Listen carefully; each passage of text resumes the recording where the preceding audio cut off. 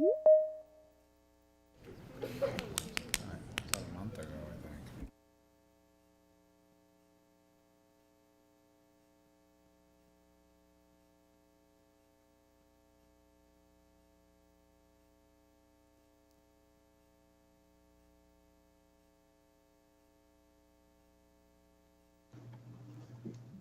Here we go.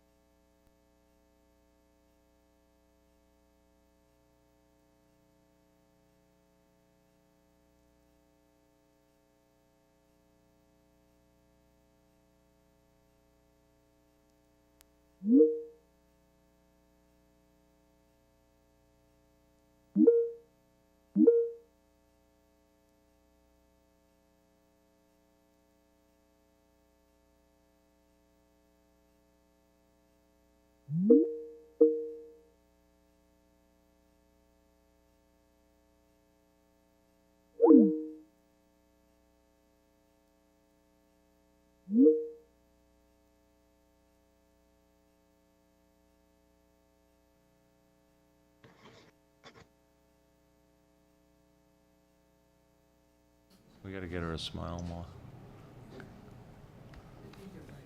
Hi, Corinne, can you hear us?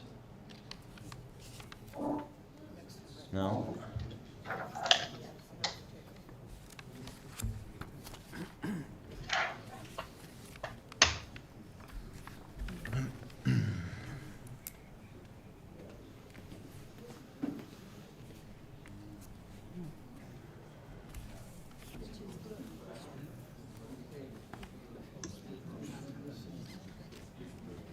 So I'm told, told the meeting hasn't started yet, Connie and Brian.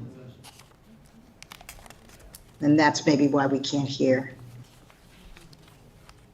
Okay, thank you. You're welcome.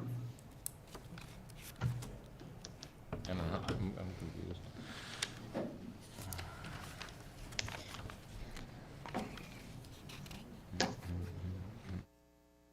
They're having trouble with audio, is what I'm told.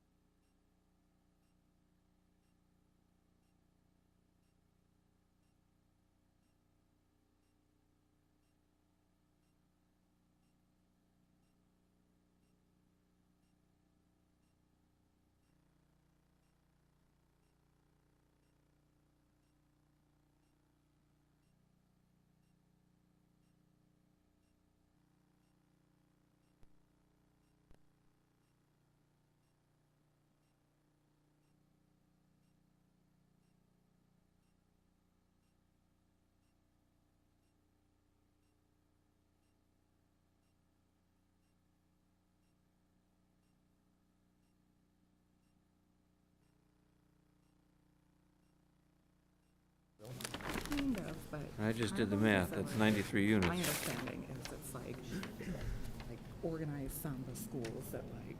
Okay. Compete. Together and stuff like that, and we just like join a band and like buy a costume and get drink. You know, and just go out for 2 days straight. It's basically like a parade that regular people can buy into. Nice. But yeah, like Maybe we should whole get that in Danvers. costume and stuff. Yeah. Maybe trainer. I saw friends were in Florida this weekend and they were in Naples or something. They had like kind of St. Patrick's parade where people just all dress in green and walk down the street, I guess. I'll show you guys what I got to wear. This was my costume.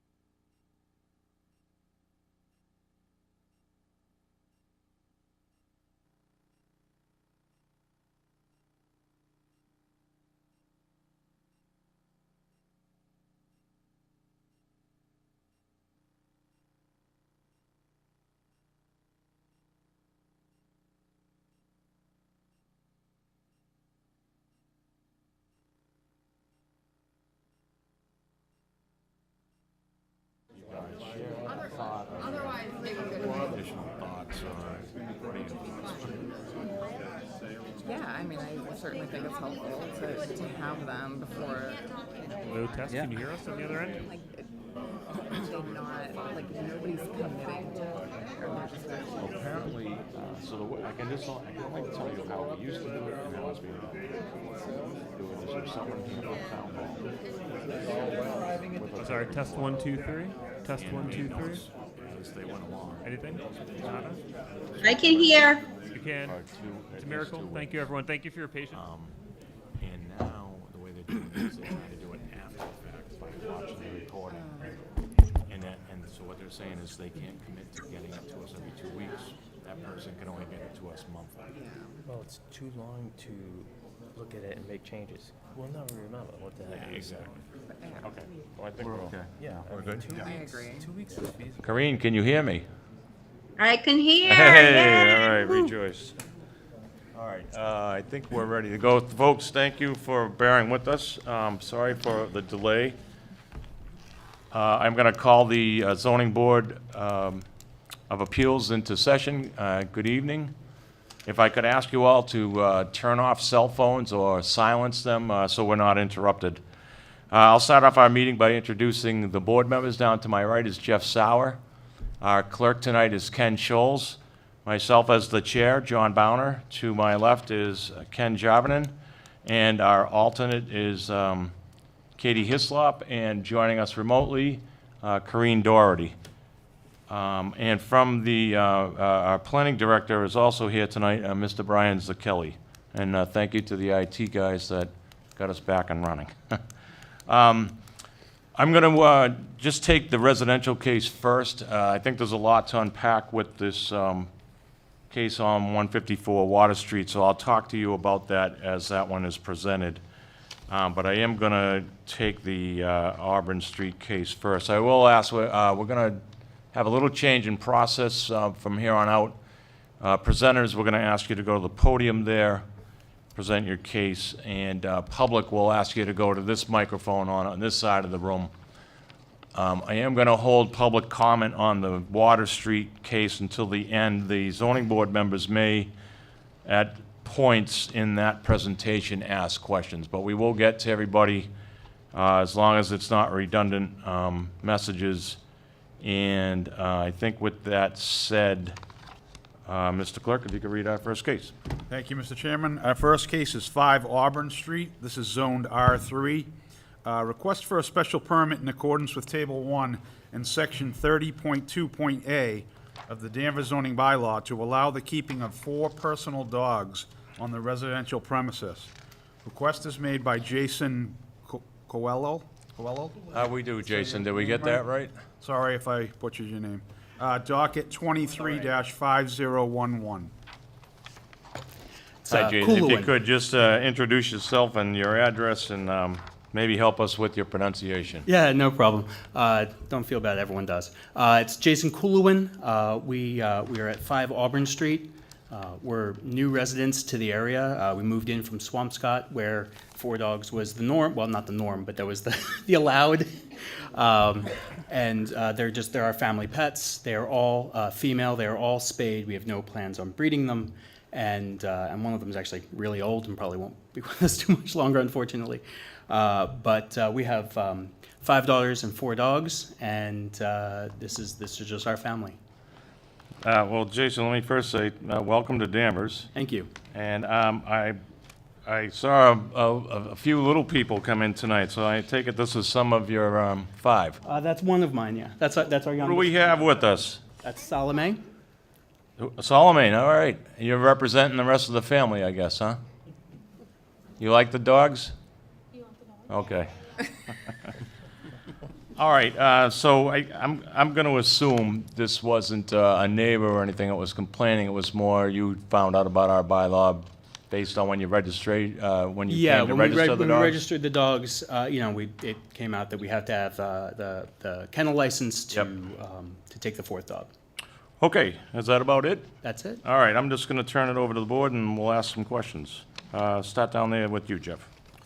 Thank you, Mr. Chairman. I don't believe I have any questions. Thank you. Ken? Thank you, Mr. Chairman.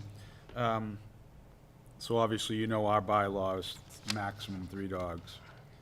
Would you take a condition under this special permit that if one of the dogs passes, we leave it at 3 or less? Yeah, we can do that.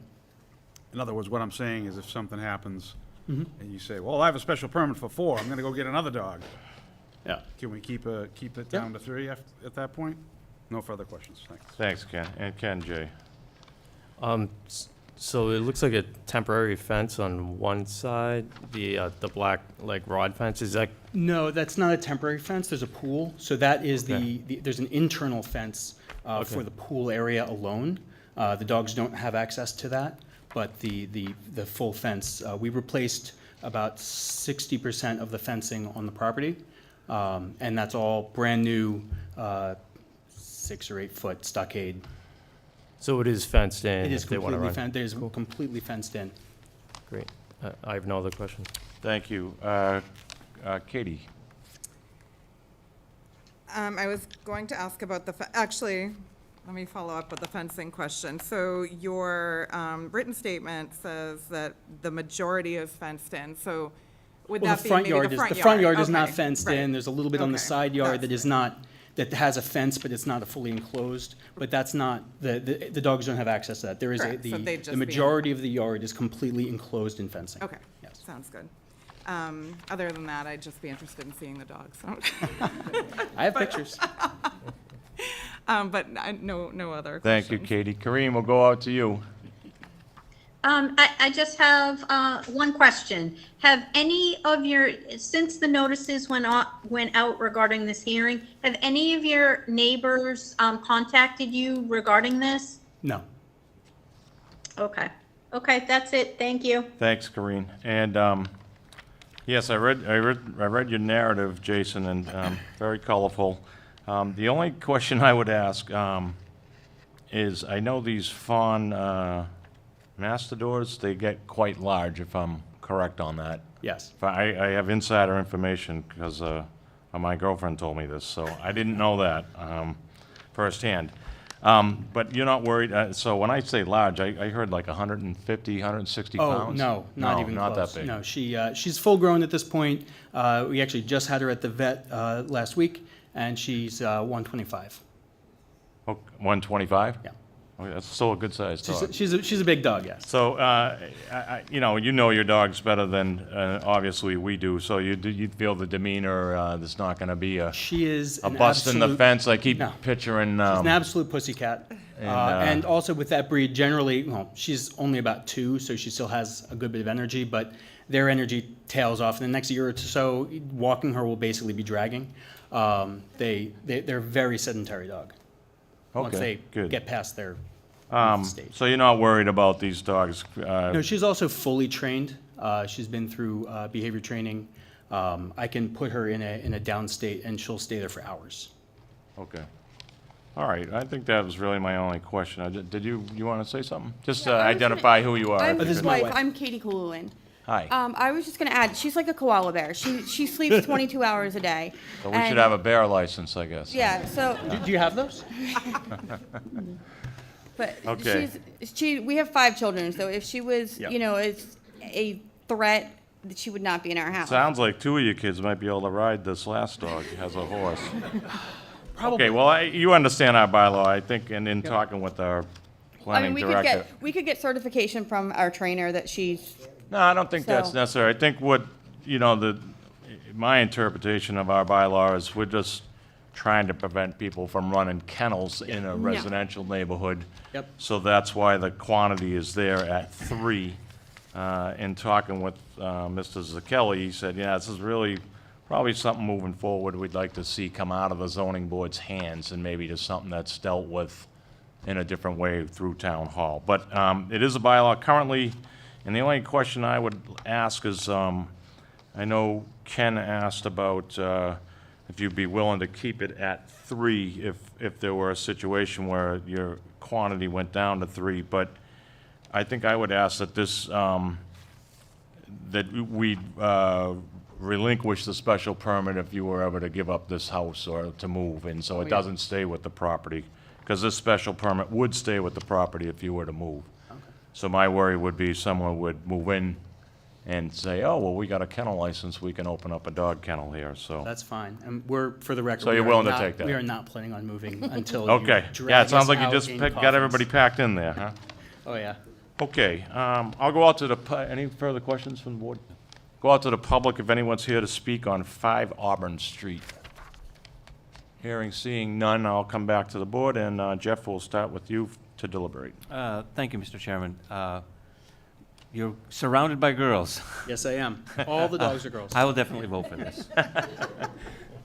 And I will vote for this with the condition. Okay. Ken, Jay, I'll vote for this too. and Katie, I will vote for this. and Kareen. Did we lose? I will No? vote for this with both of the conditions. Very good, and I too will look for both conditions that we, if we go down to 3, we stay at 3. I guess if they went to 3, though, there'd be no point for the special permit. Is that correct? Yeah. Okay.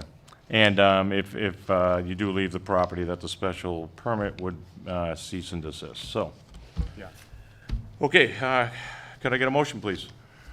Would you like to do it with your condition? I make a motion to issue the special permit for a kennel in accordance with Table 1 and Section 30.2.A of the Danvers Zoning Bylaw to allow the keeping of 4 personal dogs on the residential premises in the R3 zoning district. The municipal water and sewer shall not be overloaded by the kennel. The public streets shall not become overloaded by the kennel. The value of other buildings and properties shall not be depreciated by the kennel. The specific site is an appropriate location for the kennel. The kennel will not adversely affect the neighborhood. There will be no undue nuisance to vehicles or pedestrians, and adequate and proper facilities will be provided to ensure the proper operation of the proposed kennel. The proposed kennel will be in harmony with the general purpose of the bylaw. And I would also add that if they, for some reason, go down to 3 dogs, we stay at that limit and no higher. And that it, And the lapse. in the special permit Right. would lapse if they move. Special permit does lapse when they move. Okay. Change of ownership. Okay. Only a variance. I've got a motion, could I get a second? I'll second that. And that's for Moose, Noshi, Coco, and Easy. Hazy. Do I got them all? Yep, that's And it. all your daughters, okay. I got a motion and a second. All in favor? Aye. Any opposed? Right. Thanks, you very much. Welcome to town, and good luck. Appreciate it. All right. Yeah, let it rip. Are we ready? We're ready. We're ready. The next case is 154 Water Street, AKA 170 Water Street. This is zoned R2. Request for a special permit in accordance with Table 1 and Section 30.2.F of the Danvers zoning bylaws to allow a new senior, 55-plus in age, affordable housing development consisting of 140 senior independent dwelling units, 70 of which will be deeded restricted affordable, with a preference of, for those residents who are deaf or blind and near deaf, and with the affordable income eligibility of 30% AMI to market rate. The subject applicant has been selected by the Danvers Housing Authority to be the project developer in accordance with zoning bylaws, Section 30.2.F.1. The applicant is requesting variances from Section 30.2.F.2 and Table 2 to allow the development building to be 4 stories in height, where 2 stories is the maximum, to be 49 feet in height, where 30 feet is the maximum, and to have more than 8 units in the development building. A variance from Section 30.2.F.3 is requested to allow the permanent parking spaces for the new development to be located within the dimensional side and rear setback of the property. Request made by New England Home for the Deaf, Inc. and Wynn Development Company, LP, docket 23-5012. All right.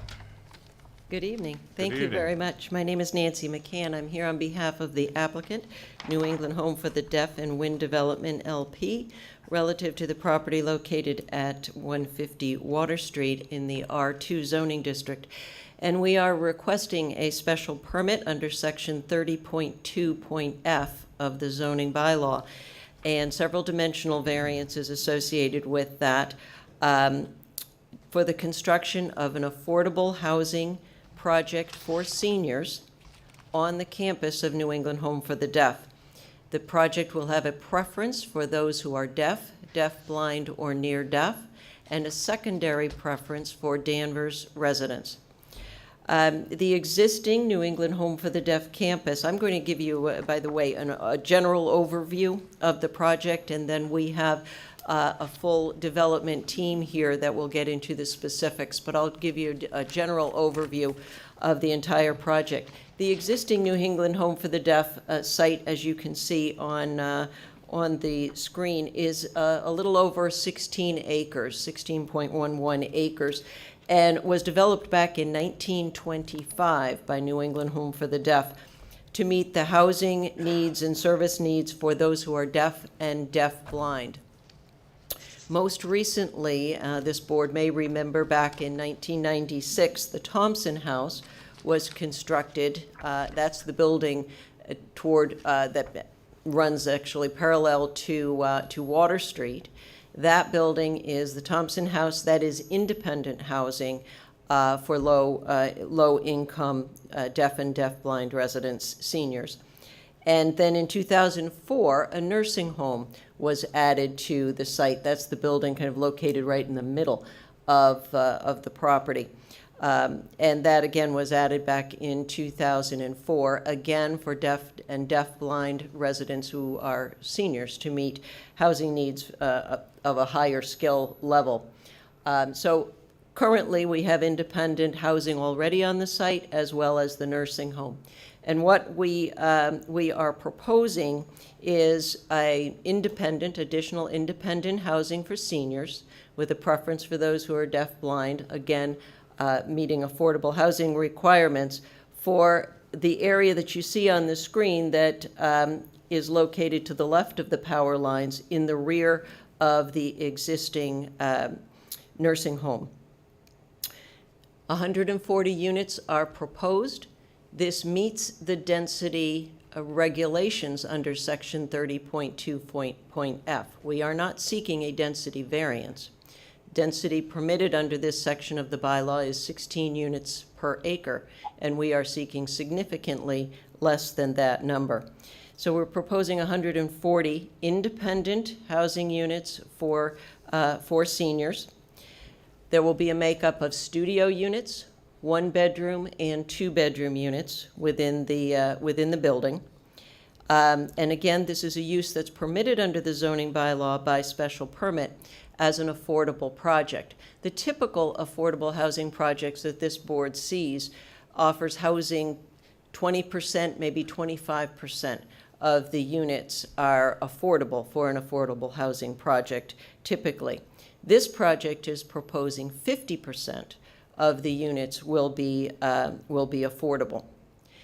What that does for the town, in addition to providing needed affordable housing, it also allows, under the state regulations, that all 140 of the units can be counted towards the town's SHI, Subsidized Housing Inventory. So Danvers will get, assuming 140 units, 70 units of actual affordable housing, but will also be able to count all 140 of the units on the SHI. And as you know, Danvers is required and mandated under the state to have 10% of its housing as affordable housing, and Danvers is just slightly over that 10% right now. Section 30.2.f does require that the applicant be either the Danvers Housing Authority or a developer selected by the Danvers Housing Authority. You have submitted with your package a selection letter from the Danvers Housing Authority indicating that the Housing Authority has selected New England Home for the Deaf and Wind Development as the developer for this project, with the understanding that there would be the affordable housing component as I've described, as well as a preference for deaf and deaf-blind and near-deaf individuals, and a secondary preference for Danvers residents. And again, as part of this senior housing development, Cindy Dunn, Executive Director of the Housing Authority, is here this evening as well. The property itself is very unique. As I've indicated, it's a little over 16 acres. It is irregularly shaped. There are topography issues that plague this site, as those of you who are familiar with this site. Wetlands, there's a wetland area located almost right in the center of the site that we've had to deal with. There is 200-foot riverfront buffer that goes along the entire, I'll call it the northerly edge that runs along the Waters River. Attorney McCann, can you point to some of that with your laser there? Just to We have help a us? pointer. Yes, we have a pointer. Just show us the wetland area that you talk about and that's in the center. No, you can keep this here for now, and then as our presenters, you can move forward.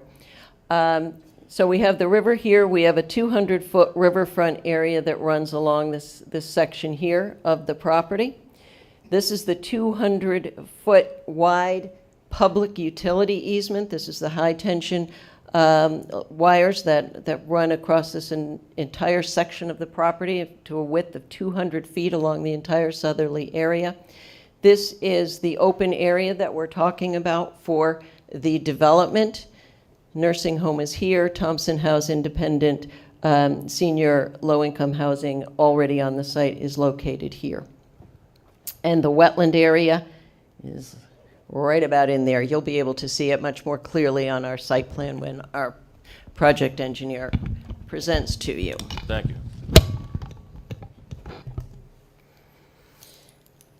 So these conditions that I've just mentioned are unique to this site. They don't affect generally lots within the R2 zoning district, and therefore, in addition to the special permit that we have requested for the project generally, for the senior affordable housing project that's permitted in this district, we have also requested a height variance to allow a building higher than 2 stories and to allow more than 8 units per building, and again, that's a unique feature of Section 30.2.f that limits the number of units in a building to 8, and we are proposing 1 single building rather than many multiple buildings all over the site, and a location of some of the limited number of parking spaces within the setback, side and rear setback. Again, please note that the density that we are proposing is compliant with Section 30. We have submitted a very complete application package to you, which includes the application itself, the project narrative.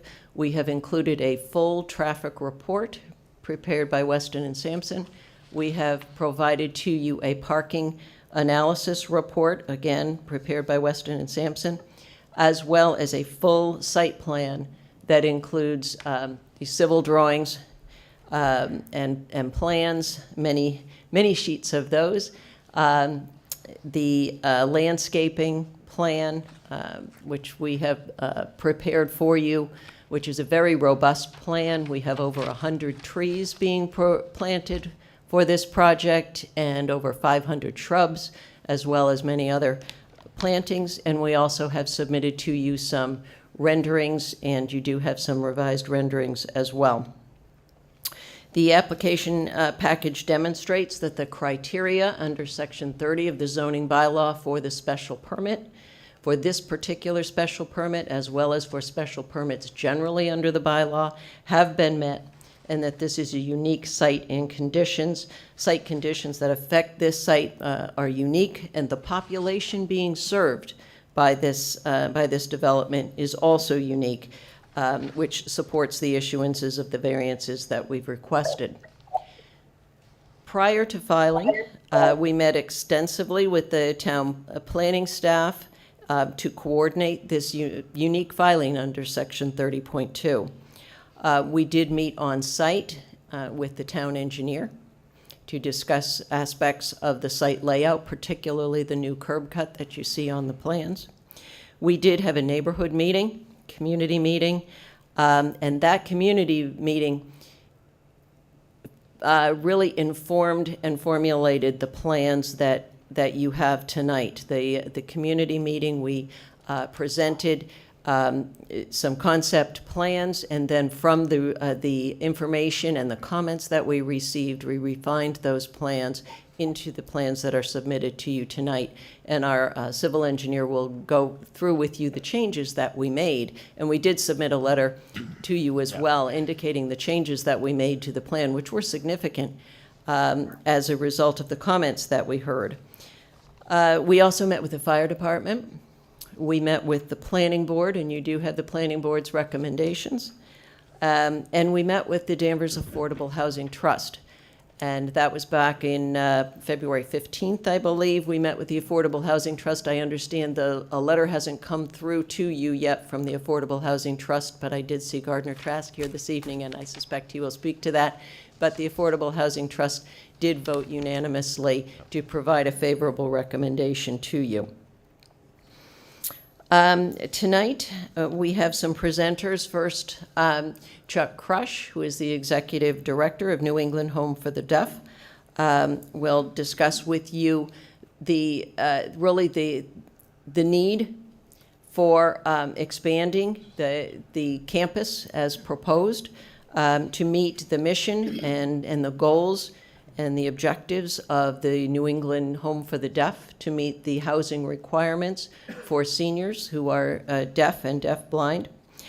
Adam Stein, Executive Vice President of Wind Development, will speak with you as well regarding wind development and the partnership with New England Home for the Deaf. Jesse Johnson, our project engineer from Weston and Sampson, will discuss the civil plans as well as the traffic report. Steve Prestigion from Cube 3 is our project architect, who will present to you the architectural plans and the renderings. And then Mike Blyer of Landworks is our landscape architect, and he will present the landscaping plans for you. Once we've gone through the presentation, and again, Mr. Chairman, if you want the board to ask questions at different stages, we're fine with that and happy to do that. The application package itself has gone through in the project narrative the legal requirements for the special permit, as well as the variances that we've requested. And at the end of the presentation, Mr. Chairman, I can go through all of that with you as far as the legal criteria for what we've requested. So at this point, we're excited to present the plans to you. Before you proceed, I just sir. want to make sure, particularly for the zoning board, we're clear on what you're requesting. So the special permit request is to do with section 30.2.f. Correct. That is And a that- senior affordable housing project. Right. And then the other thing you seek is a variance, and that is on dimensional height. There are several variances, and they are under the unique section of section 30.2.f. If you go to that section of the bylaw, there are different criteria. One of So them, if you could just Yep. summarize, how Sure. many of those are we looking for? Three. 3. height. The section 30.2.f has a height of 2 stories. We are requesting 4 stories, and a component of our building is also 3 stories in height. We are requesting to have more than 8 units More than in the 8. building. Okay. And that's a unique kind of quirky Yep, provision yep. of that section 30.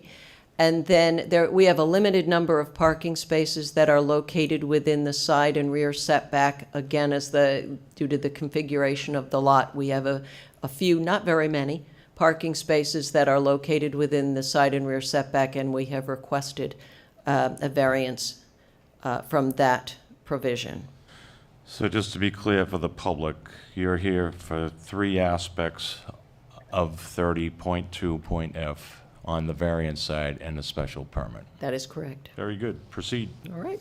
Thank you very much. At this point, We'll get started with the more interesting section. Let me, what we'll do is, I think we're going to read in the letter from the Danvers Housing Oh, sure. Authority. Absolutely. Just to get that on the record. Thank you, Mr. Chairman. We're in receipt of a letter from the Danvers Housing Authority dated March 6th of this year. Dear Zoning Board, as an update of our letter of July 28th, 2021, the Danvers Housing Authority met with the selected development team, New England Home for the Deaf and Wind Development, most recently on January 19th of this year. The DHA is enthusiastic about this project and writes again in strong support of this affordable housing project for seniors with a preference for deaf and deaf-blind residents. At DHA's request, the developer has agreed to provide a secondary preference to the Danvers seniors, and this is signed by Cynthia Dunn, the Executive Director. Thank you. Proceed. Thank you very much. I'd like to turn this over now to New England Home for the Deaf Executive Director, Chuck Crush.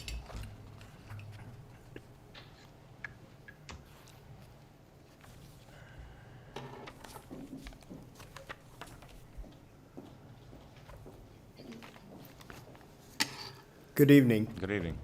Thank you for the opportunity to be here before the zoning board this evening. I'm Chuck Crush. I'm the CEO and Executive Director of New England Homes for the Deaf. Just going to take a few minutes and tell you a little bit about our history, tell you a little bit about where we currently are, and the need, the why, if you will. So as you can see, a long and rich history, starting in 1901 in Austin, Massachusetts, but quickly moved in 1924 to the Danvers area. It's interesting to note that when the negotiation took place, we had two board members of notoriety, Helen Keller and Annie Sullivan.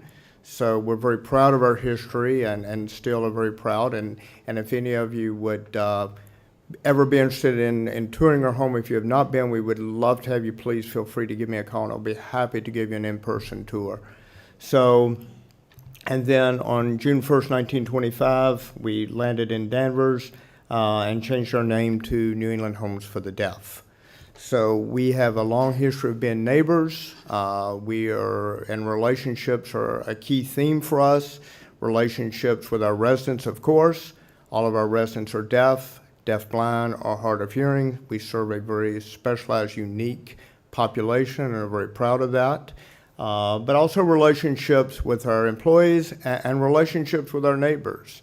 It's been very enriching for me as the executive director to get to know some of our neighbors and hear their concerns and make this part of our plan as we continue to evolve.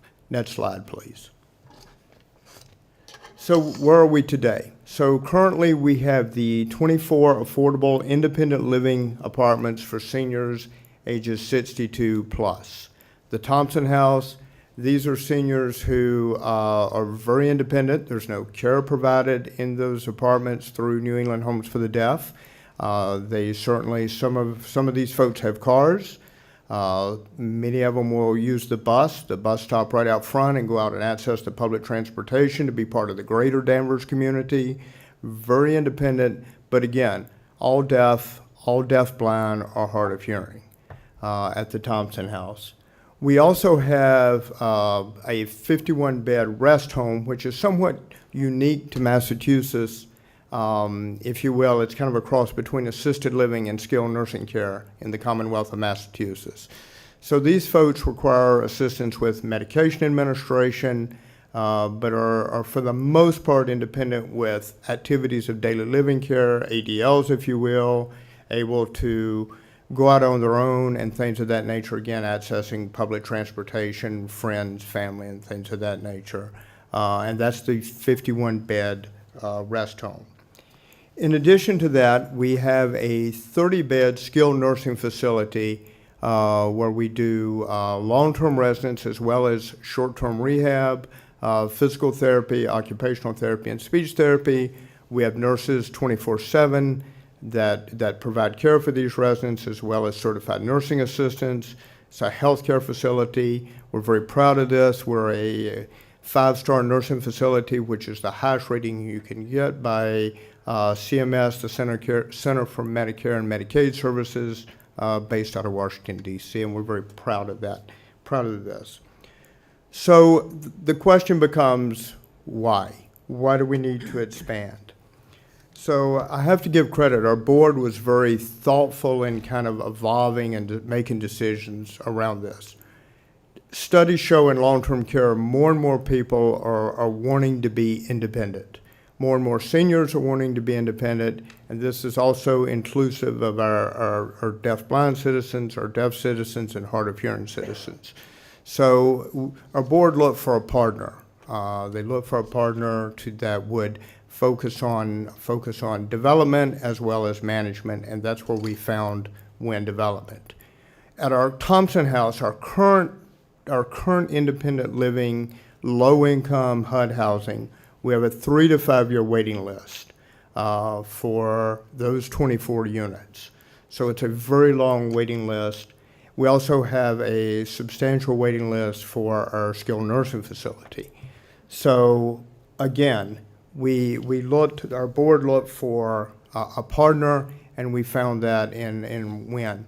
One of the unique things about Wind Development that we partnered with is not only do they do the development side, but they do the long-term residential care management side. So they'll be partners and partner with us in going forward in this endeavor. You read my mind, that slide, so thank you. Go back. You didn't read my mind. Okay, that's okay. All right, so who's going to live there? So the question becomes, so there'll really be 3 tiers of apartments in this independent housing that will serve our unique population. There will be the deeply affordable tier. These are, full-time servers, retail sales associate, classroom aides, cafeteria worker. This will be analogous or similar to some of our people currently residing in our low-income Thompson House. There will also be another tier that will be the school teacher, the auto technician, the mechanic, the carpenter. These will be people, and you can see the individual household incomes for the affordable tier, for the individual $24,000, for the affordable tier, household income of $48,000. I'm doing one person basis right now. And then there's the unrestricted market. Again, that will be, I was at a conference a couple months ago and met a CEO who is deaf-blind, and he could live in this unrestricted market. Again, the focus will be serving deaf-blind, hard of hearing, and near-deaf individuals. So this is just kind of a brief overview. For this, I'm excited about the opportunity and the possibility of expanding our campus. Our mission has always been to serve, and that continues to be our mission and our calling. And this is an exciting opportunity for our residents, our potential residents, and also, I think, for the Danvers community as a whole. Any questions for me before I step down? I have a few, but I'm gonna, if you could, I'm gonna strobe the board in general. But I just want to understand, because I know Attorney McCann referenced the Thompson House, and you Yes. have as well. Are the 24 apartments in the Thompson House? There are 24 apartments in the Thompson House, and we have 26 residents, because some are shared by couples. But you mentioned 30, a number of 30 in there. Are those? Yeah, so 30 is The 30 beds for skilled that's the nursing. skilled nursing facility, is So the is 30 that part of bed. the nursing home? That's the nursing home. We have a 30 skilled bed nursing home and a 51 bed rest home. Very different licensure status. I know it's confusing. Very different licensure status and regulations for all of it. All right, so would it be fair to say that it's the 51 and the 30 is kind of on your nursing care side? You have 81 beds currently? Yes, you could say in the current building, the current structure, it's 81 beds. And that's all in the Thompson House? That's all in the New England Home for the Deaf building. The Thompson House is Thompson the House is separate. just the That's the apartments. 160, yeah, the Okay. independent living apartments. And I'm sorry, you said 160? That's the address. 160? Yeah, So Water Street. 24 units. 24 units, 26 residents as of today. All right, I just wanted to make sure I had. It's numbers very straight. confusing. Okay. Jeff, you got some questions for Mr. Crush at this point? Not about the breakdown and what the different buildings do. I don't have any questions. You good, Ken? I do regarding the affordable housing. How are you gonna, so how many 2 bedrooms you're gonna have in studios. How's that mixture? Right, the breakout. I think the breakout will be covered later in the presentation, so I'll defer to some of my wind development partners. Great question, though. Thank you. Thanks. Nothing right Okay, now. at this Yeah. point. Corinne, how about you? I have one question regarding this section. Sure, shoot. So you have residents that are living, that are 62 and over, that are living in the 24 affordable apartments, and that's called the Thompson House. Then you have the 51 bed rest home, and you also have a 30-bed skilled nursing facility. So are there any residents that are living in any one of these units that are like younger? Do you have any teenagers? Do you have any children? Or are all of the, I guess, occupants of these various type of living facilities, are they all 55 and over? Yes. Yeah, the reason I'm thinking is I'm trying to remember the youngest age of the nursing home resident. There's some individuals in the nursing home, and I don't know her exact age, but she is in her 50s, and she has, traumatic brain injury and things of that nature. So typically, Okay. your average age is above 55. Or 55 plus, probably if you want to do the average, I would guess it's maybe Higher. 75, 80. And that's just me. All right, and Corinne, just to clarify, I think we got it that it's the Thompson House that has basically 81 beds. No. No? No, that's okay. I'm not following along well, am I? No, that's okay. You got to come for a tour now. Yeah, So I the guess Thompson so. House that's okay. The Thompson House has 24 units. That's the independent housing. Okay. No care provided, 24 just low-income Thompson senior House. housing. Then the main building, Which is the NEA. Which is New England Homes for the Okay, Deaf. That's the 81. first floor, 51-bed rest home, second floor, 30-bed nursing home. Got it. Corinne, is that, do you have that as well? Yeah, no, I understand that. I just wanted to, I guess, just confirm that there wasn't housing for younger people like somewhere else on the campus. No, we have no pediatric housing. We don't have a license or provision for that, and nor is that who we serve. Okay. Okay, thank you. Go ahead and continue. All right, thank you. I will now, thank you for the opportunity and the time. Look forward to partnering with you as we go forward, and I'll turn it over to Adam Stein, who's the Executive Vice President of Wind Development. Thank you. Thank you.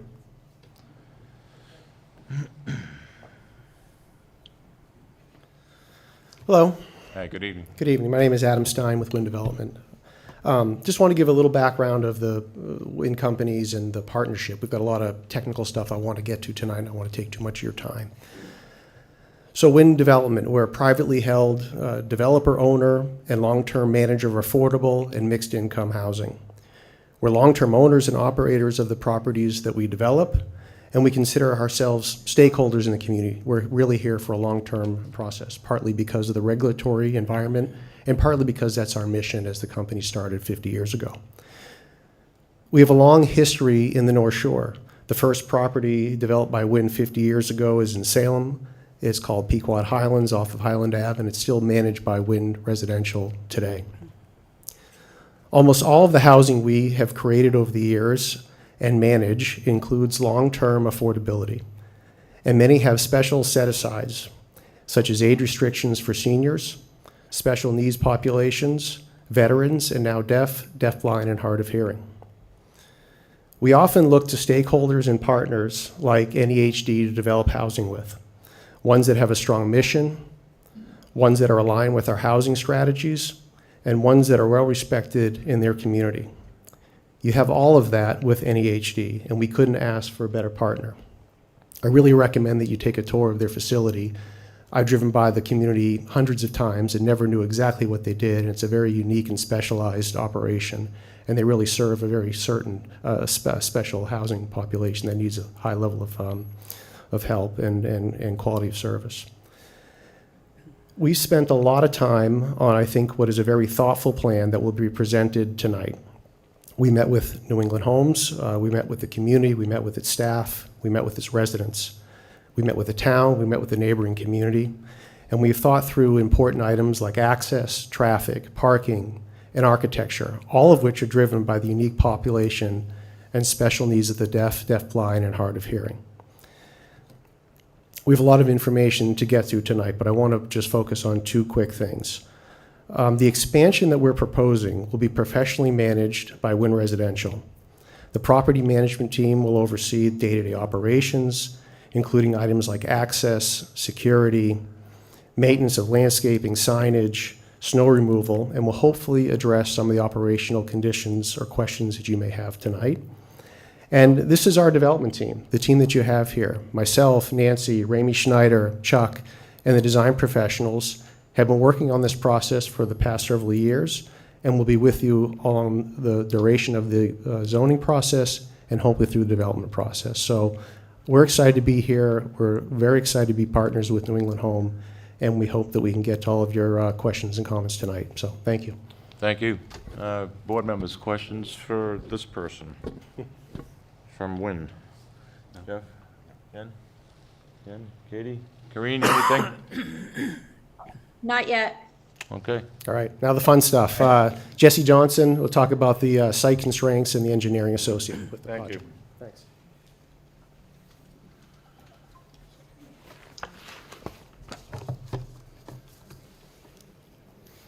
You could Good just evening. identify yourself for the record. Sure. Jesse Johnson, Weston Sampson Engineers. We're the civil engineering and traffic engineering consultants for this project. And I'd like to start off with an existing condition site plan to show you where we are, get you oriented towards our site and kind of get a better understanding of what we started with. Now, this is what we do as designers. We obviously want to take a look at the site, see what it has to present to us, see what the restrictions are, and see where we can go with the site and develop it in a way that suits everybody's needs. So you have Water Street shown on the left-hand side, if you will. It kind of fronts our whole site on that side. You have a parcel that's shaped with a dotted line going around it. Those buildings and structures within that small dotted parcel, that's an out parcel, if you will. Those are condominiums that are part of this overall lot, not calculated in the land area, but it's of reference because it actually shares the common access driveway coming from the signalized intersection. And then to the north, you have Waters River. That's the river that was referenced before. On our right-hand side, we have Jacob's Landing and the abutters associated with that area. And then page south, we have Jacob's Ave and the abutters associated with that. So that kind of gives you a reference point all the way around our lot. And then it was mentioned with the Thompson House, we internally have been calling it kind of the barbell building that you see up near the frontage that follows parallel to the road. And then the NEHD building that we were just talking about there, that's right in the middle of the site, if you will. And you can see the primary access coming off of Water Street with the roadway coming in that allows you to go to the Thompson building. As you enter in, you can take the right into the Thompson. You could take a left to go to the condos, or you continue to the back in the center of the property that gets you the access to the main NEHD building. And you can continue around the back. That's what we're calling the ring road, and that brings you to the back of the house where a lot of the employees park, where they also have deliveries back there. And then if you continued in that counterclockwise fashion, there is an access drive that goes back out to Waters Street. However, that is not intended to be a primary access or even a secondary access. That's more of an emergency access. You cannot take a left out of that driveway because of a painted median in Water Street, so it's only restricted to a right out, and it's not encouraged to use that. So we didn't consider that to be part of our project. Next slide, please. So again, when we look at a parcel, we start to do our research, our due diligence. We want to understand what are the restrictions on the property. What does the local bylaws say for restrictions? What do we have for restrictions from an environmental standpoint? And anything else that we can look at from our due diligence. I'll start with the top side there, the 200-foot riverfront buffer. It's called a buffer, but it's actually a resource area. 200 feet from any river in Massachusetts, a perennial stream, is considered a resource area that's as valuable as a wetland itself. There's very strict guidelines of what you could do for disturbance, impervious coverage. So we had to really know where that line was, and we got that delineated by a wetland scientist. As you move over to the right, we have the abutters at Jacob's Landing. We obviously wanted to be very sensitive to where their existing developments were, where their lawns were, if there was any encroachments that came over into our property, where their houses were, what their existing vegetation looked like for screening on those property lines. And then obviously just keeping in mind where they are and what their view lines are, what their site corridors are. As you shift to the bottom, we have it was referenced an electrical easement, 200-foot wide, coming from that property line to the south going into our site. That's an N-grid, high-tension line, electrical easement that has its own set of restrictions that we had to contact N-grid about and understand what it would impact, what the impact would be for our site layout. And then moving back to the front, obviously we have our frontage and the existing level of development within the site that we had to be considerate towards, that we didn't want to essentially redesign the whole site just to fit a new building on the property. And then we have, what doesn't show up well on this, and we can show you on another plan later, is we have some pretty interesting topography challenges. That one area that's kind of left in the middle, if you will, that's our pad site that's left over. That's what we have behind the ring road that's within those red dashed areas. That's our area that we had to consider for a full development. And that's, as it exists now, a bit of a knoll. You've got anywhere from around elevation at the ring road, 23 feet, up to as high as 37 feet within that same area. Next slide, please. And then when we talked to NEHD, we had to understand what are some of the unique things we should be considering for their population. What are some of the unique things that they experience right now at their facility? How is it getting used? What do they see as a problem? What do they see as something that we should be very sensitive to? Because frankly, we don't do projects like this in this type of community often, so we need to get educated. So we found out that they were very strong opinion that we should not have any new traffic coming in through their existing access drive, for the fear that it would just be a potential for more traffic that could impact the population that they have walking around the facility.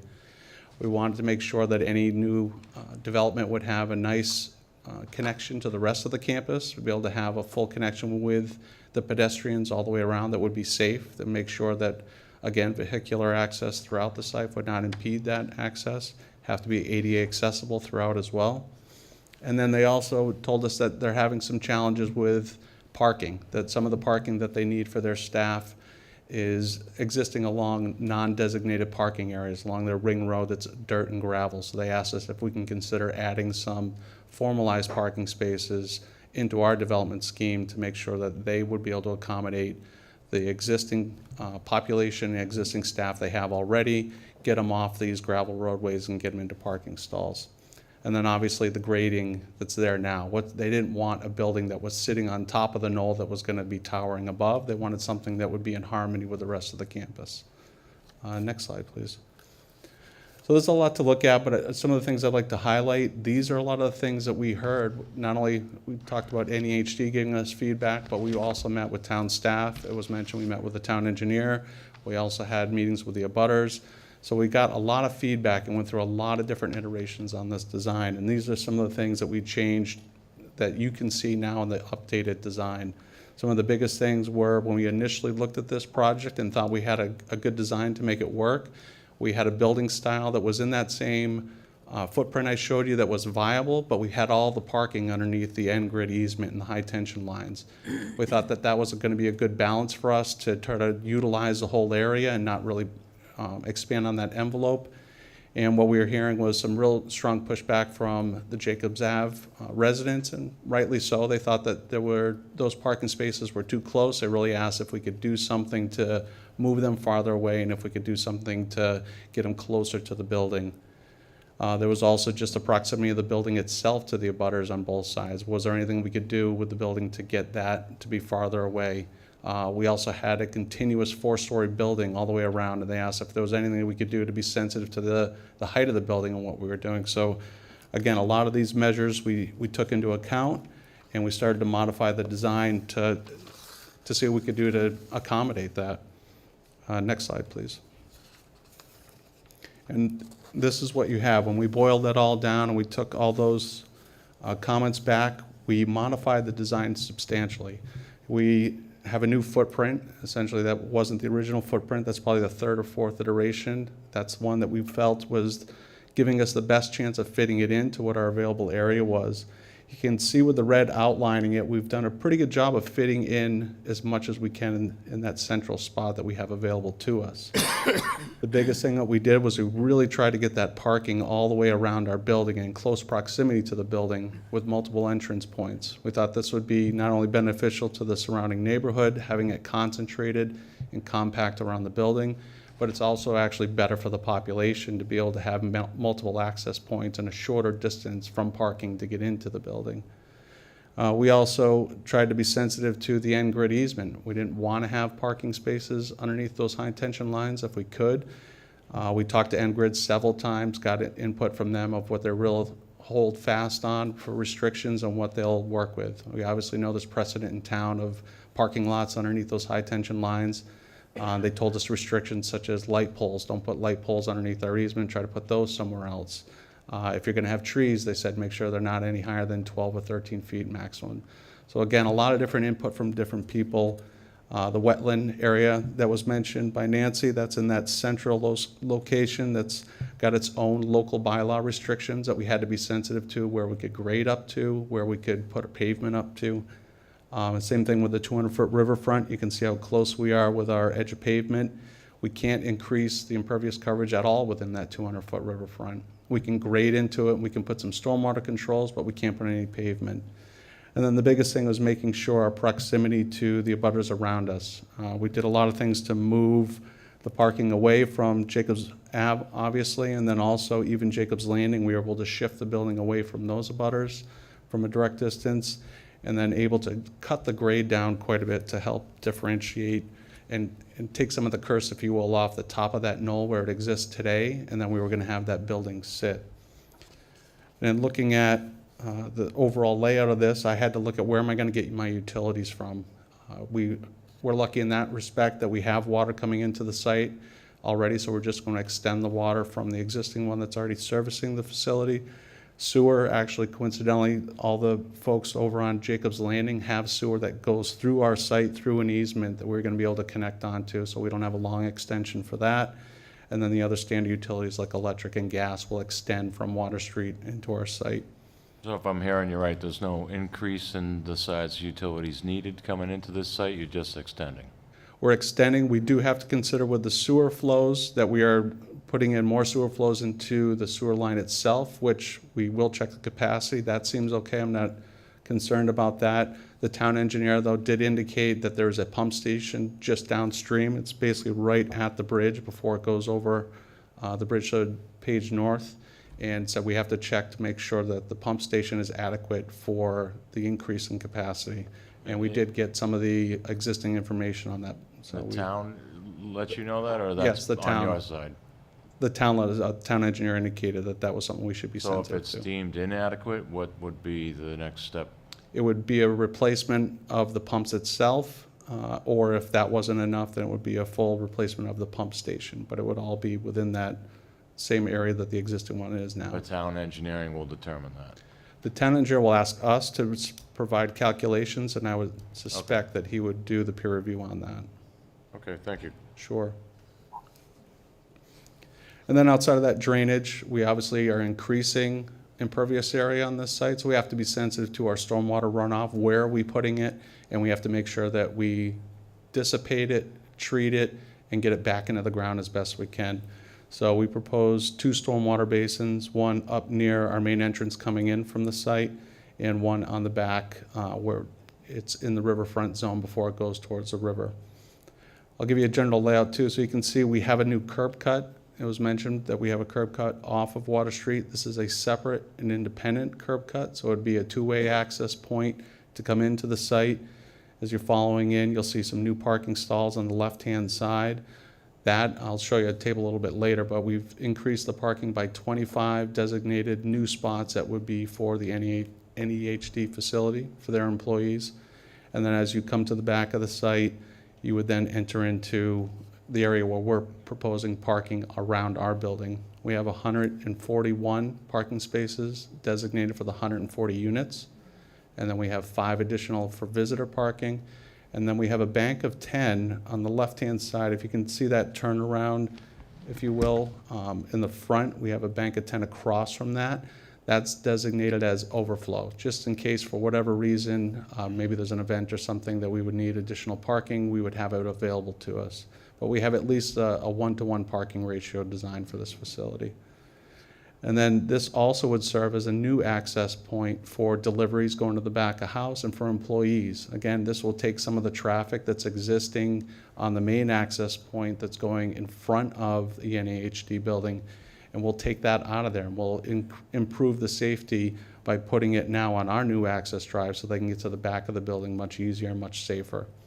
And then we would design a whole sidewalk network that would not only circulate around our facility and our parking area, but then would connect into the existing sidewalk network for NEHD, so you'd have really good access paths throughout, all ADA accessible, and then ultimately getting a new sidewalk right to the front so you can get to Water Street for your frontage. In order to accomplish this new curb cut, we do have to do some modifications in Water Street, and I'll touch upon that a little bit later. The one thing I do want to also note on this is the grading was considered substantially. It was mentioned about the topography being a challenge, and it is. We have 37 feet as a height of land. What we did was we're proposing a finished floor grade, the first floor of that building at 25 feet. So we're cutting the grade down in some areas as much as 12 feet or a little bit more in order to take that down and basically give us some differentiation between our abutters and make sure that we're sensitive to that. We do have good soils, so we know we can do that relatively easily. We did some soil testing to make sure that we don't have ledge or we don't have high groundwater. And as you would expect, when you're next to a river, you don't encounter those things typically. So we did get confirmatory soil testing that said we can push that dirt around and level that off, if you will, and essentially create a level pad area as much as possible all the way around that building. Again, trying to maintain a low level, trying to maintain ADA access throughout that whole campus. Next slide, please. I want to show you this because this really kind of highlights one of the sensitive areas that we were considering with the grading. This is, if you follow in that upper right-hand corner, this shows you the section view of where this is taken. And you can see kind of a lighter brown color right at that apex, if you will. That's our closest point of the building to the abutter. It's 51 feet away from the property line. It's 152 feet away from the closest structure. But we wanted to show you what we're doing. So if you follow this image from the left-hand side, you can see the building face that's actually at 3 stories as we get close to that abutter side, the Jacob's Landing side. And that's, we'll talk about that a little bit more later, but you can see that with that lighter color scheme on the footprint of the building, that shows you where it's all 3 floors, and then where it gets a little bit on the darker side to the left, that's where it goes up to 4. But we're showing you the building height, this is to scale, and then we're showing you what the sidewalk looks like and the access drive for fire emergency access around that back side. And then you can see how we're cutting the grade down and proposing a retaining wall in order to make that cut. Now the trees that are shown, the more mature trees that are on the slope, that is the actual grade of our abutters property there, going down to their house and the proximity to it. We don't know exactly what their tree maturity is, but we're showing you a typical, and we're showing you as deciduous because that's worst case scenario. But what we can do to help prevent that is we're showing a proposed evergreen buffer that will be at the top or the highest point of that place that we have control over on our property. So that's going to be at least at installation, those are what the trees are going to look at. We're not showing you what the trees would be like in 10 or 20 years. We're showing you at installation or at construction that we'll be able to immediately put in a buffer that will help with that view line coming from that closest point. Next slide, please. So I wanted to point this out. This gives you an idea of the traffic patterns. It shows you what the circulation is coming in and out of our site. We have a new curb cut, as I mentioned. There's actually an existing raised median that's in Water Street now that separates the lanes of traffic. In order to accomplish this new curb cut, we're proposing to remove that median, the physical median, and propose to restripe it. And that'll allow us to have full access left and right out, as well as the abutter across the street would now have full access left and right out. But coming into the site, we're showing you through the blue arrows how you would get around our area, how we have a main entry that, I didn't mention it before, but that main entry on the prior iterations was facing Page South towards the Jacobs Ave residence. We thought we should try to turn that, like we did here, clockwise and face it in towards the NEHD campus. That way, that if there's any potential for noise or anything or higher traffic volumes at the pickup and drop-off point, we wanted that face towards us and not towards any of the abutters. But you can see we have full access all the way around. We made sure that the trash and move-in loading area was in an area as far away from all the abutters as we could possibly put it. There's no outside dumpsters proposed. This is an area where a trash truck would be able to actually just back out of the way, and they have a rollout tote service that would be able to come into the trash truck. It's not dumpsters that are picking up and dropping down large metal dumpster areas that you would typically see. And then we also note in that black dash line that the delivery trucks will now be routed back out, so in and out through this new access point. And then what you can see from this design, again, I keep mentioning the parking because we're really proud of how we were able to modify that and really consolidate the parking all around that building and try to not impact the footprint outside of it. Next slide, please. Our parking, as I had mentioned. Mr. Johnson, if we could just back up to that slide and just Sure. interrupt you for a moment here. My colleague has a question. I have one as well. Thank you, Mr. Go ahead, Ken. So where the new curb cut is, that new entrance, there's a wall there currently? There is. That wall's coming down, I There's take it? there's an existing opening that's about 8 to 9 feet wide. We're going to keep the return that's on one side of it, and then we're going to open it up more to accommodate this. So it's half open, half not. So we will have to do demo on a portion of that wall. Okay, thank you. Yeah. And so the area you indicate up in the top left, that's with the black dashed line, that is not part of this campus, not part of NEHD? No, it is actually, yeah. Oh, I'm sorry, the different black line. Yes, that series of structures and buildings that's right up on Water Street, Yeah. that's condos. That actually was the old The original old NEHD. building, okay, I just wanted to get a point of reference there. So that's the property that was redeveloped and is condos currently. That's correct. Very good. Any other questions from the board before we move on? Karine, anything from you? No, Thank not you. now, thank you. Continue, thanks. Okay, next slide on the, so again, this is just reinforcing what the parking numbers I had mentioned to you, and we feel this is right size for the use. Again, 55 plus, an age-restricted use that is a one-to-one. If you do the calculation per the ITE manual, and you do it for 140 units, senior living, multi-unit in one building, it actually comes out to 85 spaces required. We are proposing more, but again, we feel it's right size for the population and what we're proposing to do here. Sometimes you see 2-to-1. We don't think 2-to-1 is necessary here at all, especially because we don't have a full unrestricted site. We have an age-restricted site. So we feel strongly that we've got the right parking here for that. Next slide, please. So I'll start to talk about the traffic. We did a full traffic report, and what you do when you're starting to look at traffic, you want to obviously understand what is going to be the potential impact from your project on the street that you front and any nearby intersections. So we coincidentally have an intersection right at the front of our site that's a signalized intersection. And we also want to look at, well, what's being generated by the current uses on the site or in the neighborhood. We have a very unique use on our site that doesn't fit into any of the existing codes within ITE. And when that's the case, they say, all right, well, go out and measure what the traffic counts are in real time and use that. That'll help you understand not only what you're getting for trips in and out of the facility, but what the patterns are, where the traffic is going, left, right, straight coming out of the facility. So we did do traffic counts back in June 1st of last year, try to understand what's happening at this unique facility. And then we actually counted what was going towards the condos to make sure that we weren't counting them towards our project. We wanted to use only the baseline of the NEHD facility.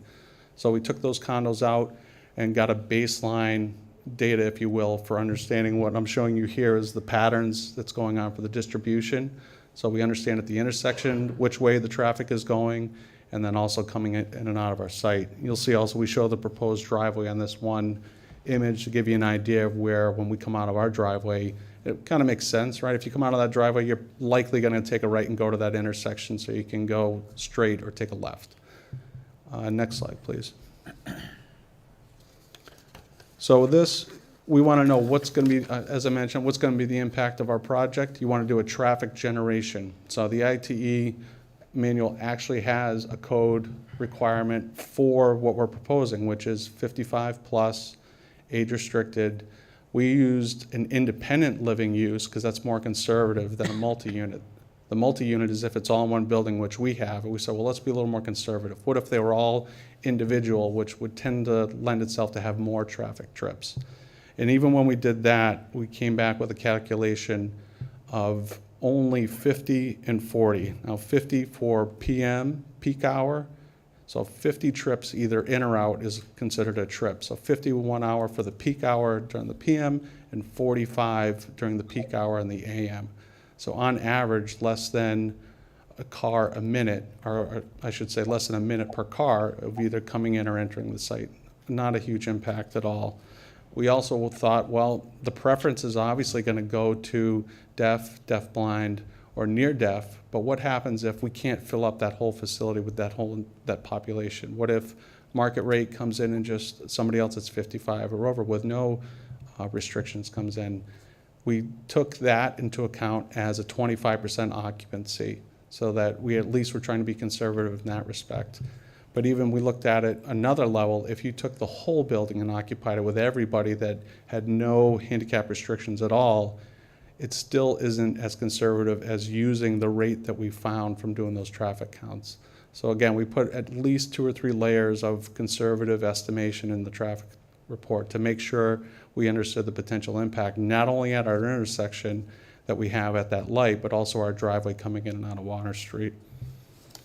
Next slide, please. So what you want to do that also as part of the traffic report is understand what's going to happen in the future. Typical guidelines say you want to look 7 years out. So we started with a baseline of 2024. Then they say, all right, well, what's going to happen for general build out over the course of that roadway system over a year? The accepted ratio is 0.5%. That's what they said.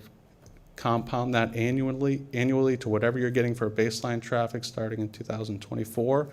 But then also look to see what are projects that are either proposed or approved that haven't come online yet. And we did our research on that as well and understand there's a couple projects off of Pulaski Street that are about to come on. One of them's at 51 unit residential project, and another, the bigger one I think everybody's concerned about, which is 67 Pulaski, which is a charter school. Both of those projects will be online, according to all reports, by this date right here, 2031. So again, look as far as you can, make sure everything is up and operational, analyze the intersection for all those traffic counts, which we got the reports of, plus throw in ours, and let's find out how that intersection behaves, what's going on with the level of service. Level of service is how long are you sitting at a light before you can take a turn, either go straight or take a turn. What we found was that the level of service does not change for any of the movements coming in and out of that intersection with our project, except one. It goes from an A to a B because you have just under 6-second delay. So it was on the threshold already, and an increase of 6 seconds going north, taking a left, changes from an A to a B. But that's still an excellent and acceptable level of service. So ultimately, no impact at all of our project to this intersection or the roadway system. And the last thing I'll mention is they did a left turn analysis. So if you were coming to our site and you were coming from the intersection to take a left into our new driveway, there was concern that we would be in the lane of traffic and maybe block that traffic and have an impact. So what we designed is with that median coming out, we're going to change the striping and the painting to have a designated left turn lane that would have at least 2 cars fit in that queue, so you could get out of the traffic lane and take a turn into the site. So the plans that you have before you show what those proposed improvements would look like. And next slide, please. I'm going to hit you with another one before I finish off, and that's the lighting design. So we also obviously have to be sensitive to our new lighting design. I had mentioned that we had to be aware of what the end grid easement restrictions were, but we're obviously always aware of where our butters are to make sure we're not going to do any light pollution. So these are all dark sky compliant, full cutoff fixtures, and we did a full photometric analysis showing how we would angle our lights away from all the abutters. We only have a 0.1 foot candle extension over the property line on the right that stops at 10 feet. That goes to 0 at 10 feet, and that doesn't even account for vegetation. So to give you an idea, 1.0 foot candle, that is an absolute minimum for safety. When you're down to 0.1, it's not even noticeable. So again, no impact to any of our abutters, and those are the ones that we're sensitive to at Jacob's Landing right there. Next slide, please. And I just put you back on this because I probably should take a pause. I just hit you guys with a lot of information and give you a chance to ask me any questions or have any comments on that. Sure. We'll start down there with you, Jeff. I have no comments, Mr. Chairman, thank you. Ken. No questions right now. Ken J. I have no questions. Katie. No questions. Corinne. No questions right now. Mr. Johnson, with all due respect, I've never had anybody stand and present before us traffic studies that said it was a bad idea, so I don't put a lot of weight on them. I'm with you on that. However, you did mention two of the projects, and I understand those two projects. One's in Peabody Charter School, and I believe the other one, is it also housing on Pulaski? Yes, yeah, How many units did you mention? 51. 51, okay. You know, and maybe this is more of a comment, I don't see how adding all this into this area doesn't impact traffic, but that's something we can debate later on. As far as this new curb cut though, so there's not another light, there won't be a flashing light or anything of that nature, it's just after you come through this intersection where the light is currently, there'll just be another opportunity to turn left into this site if you're heading towards Peabody. That's right. And you indicated there would be a lane with a queuing allowed for 2 vehicles? It's 50 feet long. Yeah, 50 so at feet least long. 2 vehicles. Okay. Yeah, I think that's all. I think your presentation was pretty clear as far as flow around the site. So I think we're starting to get an idea of the picture here. Okay, Thank you. sure. I'm Do gonna you hand have it any over more to- you want to add, or you're done? I'm out of breath. I need a break. They put you at not the cleanup spot. Maybe that's Attorney McCann. I'm not sure. So. All I'm right, gonna thank hand it you. over to the architect, Steve Prestigiano. Oh, he's the cleanup. Okay. Thank you. I wouldn't give me that much credit. I'm Good sorry. evening. And for the record, you are. I'm Steve Prestigion with Cube 3 Architects. I'm the project lead. Thank you. Go ahead. Thank you. We can go to the next slide. I just want to start off by talking about some of our goals from the architecture side, so really talking about the building. This is how we approach any project. We like to have these kind of rules for ourselves regarding the site and the building, and we want to make sure everything we're doing reinforces these goals. So first and foremost is really the site context and meaningfully addressing it. There was a clear goal for us that the architecture should, A, feel like a continuation of the NEHD campus, understand what's there, and feel like part of that fabric. Additionally, we have the obvious goal of responding to the neighborhood edge and scale. We obviously want to be very sensitive to our abutters. And the last piece of site context is really respecting the historic character of the nearby buildings, particularly those on site. Second to that is really a substantial relationship to the New England vernacular, understanding that we're in a coastal town, we're on basically a waterfront property, so understanding where we are, what type of buildings have been built here over the decades and centuries, and feeling like part of that. Lastly is understanding, again, that we're near the river and reinforcing a connection to the water and emphasizing views to the Crane River. Next slide. Just really want to start with this image. This is really describing our kind of 1,000-foot bird's eye view of the building and how we're approaching it. So this is really talking about the form and scale. So the very first order of magnitude strategies here towards the site. So you can see in red, we're kind of outlining the height step down. That was something very important for us, was making sure we understand all sides of this building because we don't really have a back door, so understanding all of our pieces of frontage. So what you're seeing in red here is really the part of the building that is meant to be having a direct relationship to the NEHD campus. You can see the kind of orientation of that red outline, the way it's corresponding to the axes of the NEHD nursing home. So wanting to build that relationship and concentrate height on that side where it's less impactful. So if I could interrupt you, so what you're saying is at Jacobs Ave side, where that's indicated in blue, that's the lower height of your building? Yep, right there. Very good. And the red indicates where it's higher. That's right. Thank you. Yep, so exactly. That blue side, as you just clarified, is where we're stepping down the height of the building, and we're addressing that in the architecture as well as the height. So you'll see a kind of a design response to that outline as well as we deal with the neighbors and the river itself. Next slide, please. I'm going to run through a few elevations, and then we'll get into some 3D perspectives that might clarify these a little bit. Sometimes these are kind of hard to understand as flat images. But to speak again to my point about the New England coastal style, looking at what's on site, we kind of have three baskets of building types. We have the NEHD buildings themselves, which are characterized by pitch roof, stucco finishes, a really residential window style and patterning. The second basket is the condo buildings that Jesse outlined prior that are not part of our site, but were the former buildings of NEHD. And those are very different. They're characterized by brick and stonework, very palladial windows, overly very different in terms of its architectural style.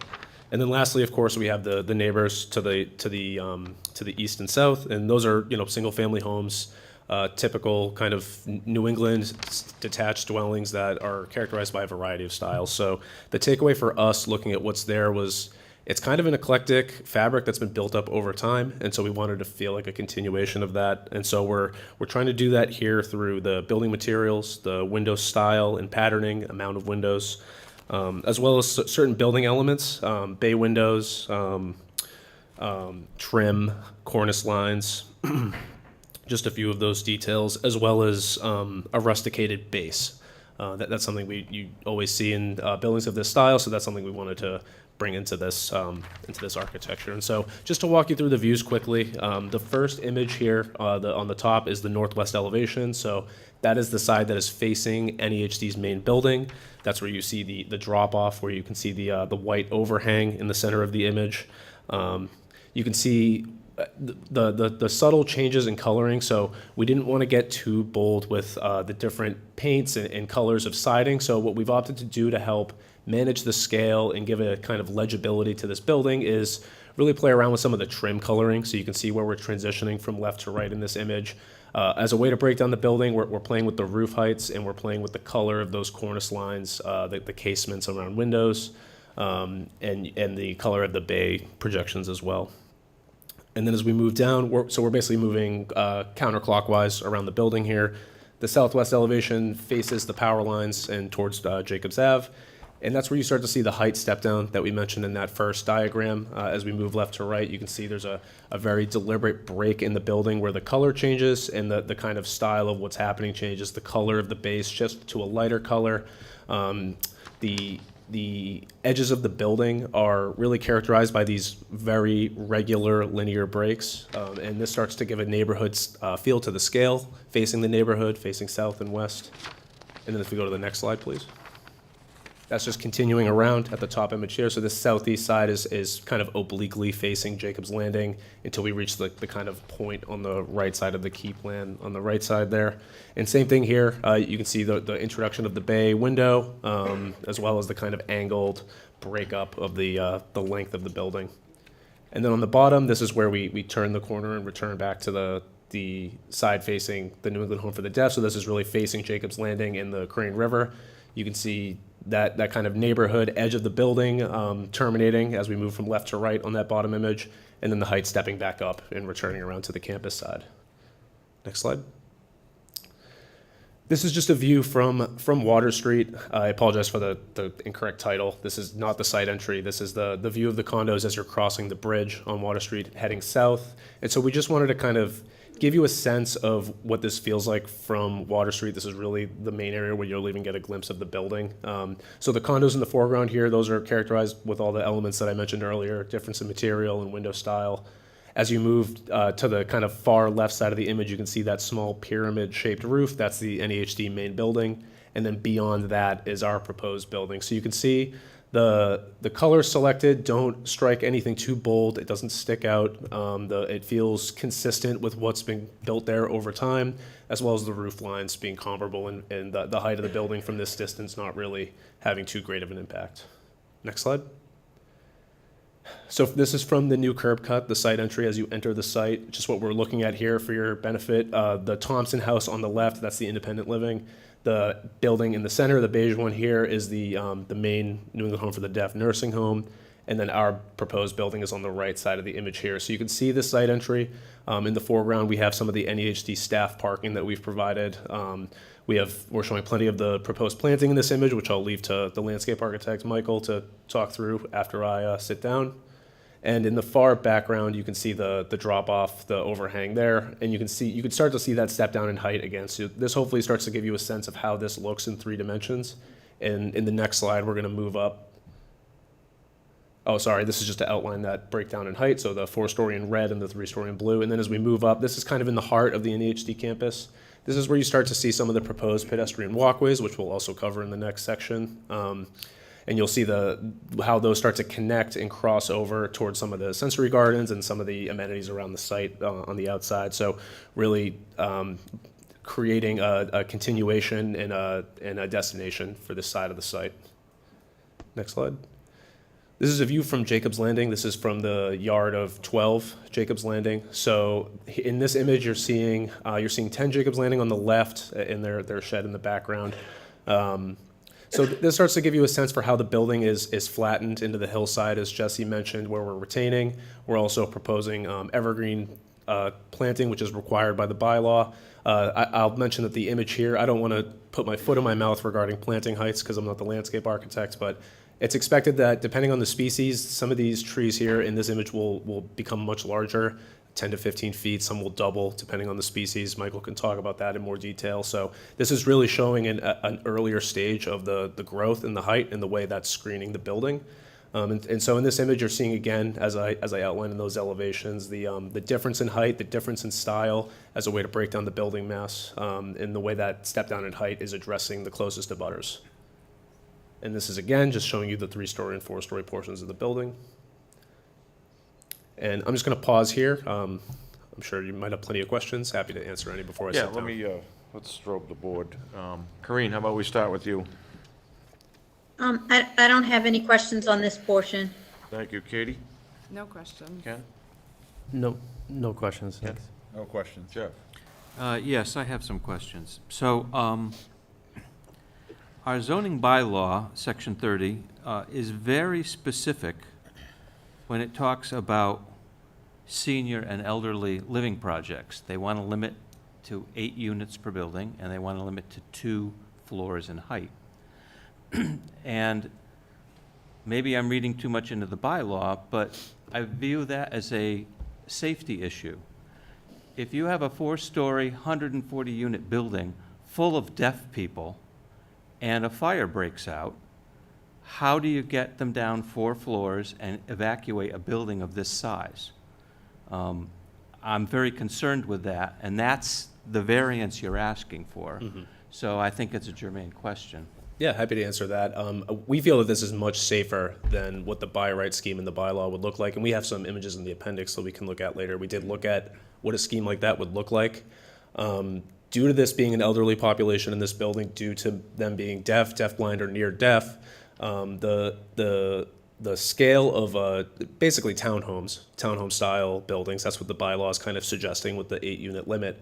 What you end up with is a lot of sprawl. So you end up with large distances to traverse, you end up with a lot of vehicular circulation, which is obviously very undesirable for the population we're trying to serve. And then to your point of emergency services, what this building will have that 8-unit buildings would not have is elevators. People won't need to use stairs. We'll have potentially standby power for elevators, so and centralized emergency services that are catered to that population. So we can get into some of the equipment that's out there, but there are kind of bed vibrators that will kind of shake and wake someone up. There are different strobes that cater to a deaf population. So we feel that this building type is far safer than the what the bylaw suggests. And it's completely ADA in terms of the width of the doorways and the access and all that? Absolutely, yes. Okay.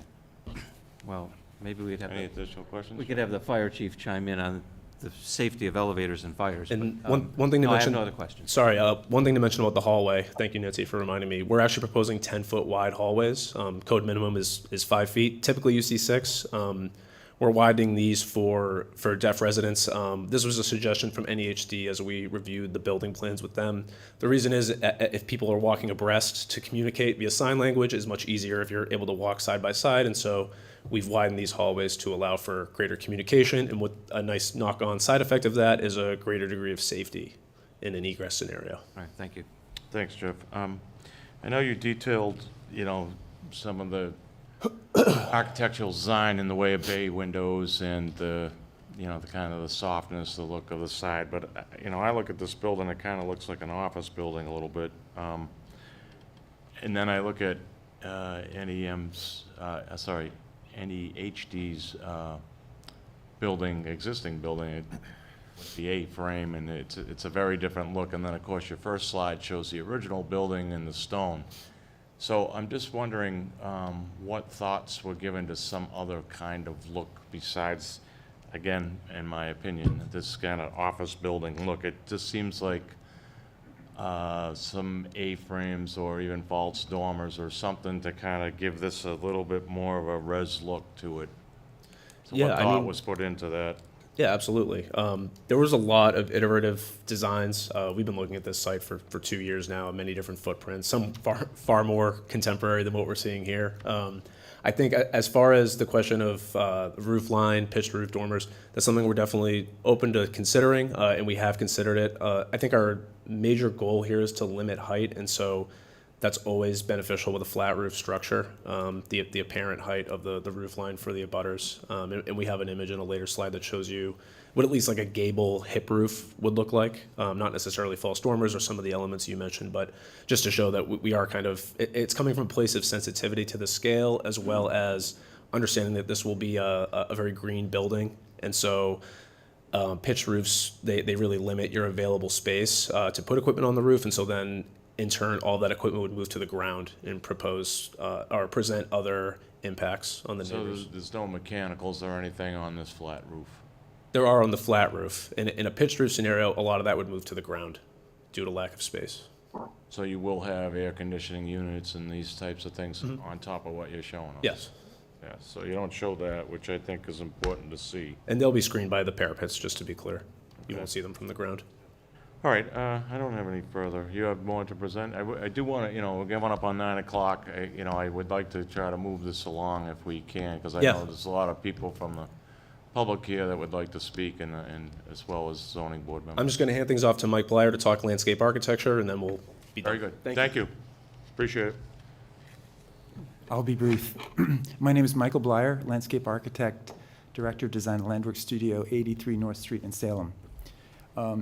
We began to think about the landscape here in terms of both the campus and extending the mission of the campus throughout the site, but also thinking about the existing landscape and how the existing landscape can help settle the entire project into the larger context. And so it's kind of an inside out, outside in kind of approach that we've taken to the site. As both Jesse and Steve have talked about, the notion is to really thicken the landscape in the middle of the site, linking the NEHD primary home to the new building and improving the drop-off for both with thick garden plantings and creating and reinforcing strong pedestrian connections which really cater to the unique needs of the residents of the site. But what's really, you asked a question about the wall at the edge. We think that the wall along water is a very unique characteristic of the project and creates a beautiful threshold into the project. And so the idea is to really enhance, to reconstruct the side that we would widen, but then also reinforce that with a series of large shade trees, Nyssa and maple in this case, which begin to frame that entry and thicken it up a little bit. And then continue that planting in. Actually, next, please. This is just an annotated plan, which begins to identify where things are happening. And so there's a strong pedestrian connection that's been made, has been talked about, from the street in connecting. If you've walked the site, there's a beautiful series of really intimate gardens in the middle that we really want to pick up on and extend throughout. And I'll talk more about that in a moment. But kind of clarifying pedestrian circulation through, and then creating, as you can see, kind of places to be in and around the buildings close by. And those are defined in two ways. One is the primary outdoor, I would say, active place is really inside the courtyard of the building. It's an open courtyard. And that's the center of that Yes, building? yeah. That's here. And we see this as really a community space for the residents where they can relax and visit and have cookouts and so on. But then there's another kind of space that we have outdoors, which is building upon, I'm going to walk over there for a moment, which is building upon sort of outdoor little garden spaces. We have two of these, what we're calling sensory gardens. One is here, close by the building, of course, and a second sensory garden, which is here. These are. Sorry, you can detach the mic. It should be able to. I can do this. I think I saw Nancy do this. Okay. There we go. Okay, so yeah, so a space here and here that are kind of directly connected back to the building. That's really the extent of the outdoor programming being designed for the space. That is in addition to the movements through the site. Next, please. And we'll just zoom in a little bit. So again, we're proposing kind of series of street trees that come in and reinforcing the kind of the drive, and then the thickening of the garden will in the front of the building. We're using a lot of native plant material and drought-tolerant plant material for the project. We understand we want a low resource-intensive planting strategy for the project. Next, please. Yeah, and again, you get a little closer view of the garden in the middle, which is the primary garden, and the sensory garden to the north and sensory garden to the south. The second aspect of the design is looking at the broader context and thinking about the screening of the neighborhood. And so we proposed a mix of evergreens, eastern white pine and eastern red cedar. Different growth rates, so we'll get a layered landscape. And we've talked with several neighbors about the edges, thinking about creating kind of more intimate, instead of lines of trees, creating more thickened edges that create a more naturalized feel. Next. Yes. You begin to see the range of tree types, deciduous, mixed, evergreen, and then understory plant materials with spring and fall color. And you can see we're paying a lot of attention to the edges, thickening the edges up and down, and a second layer of shrubbery behind, particularly in this area, to create more density. Next.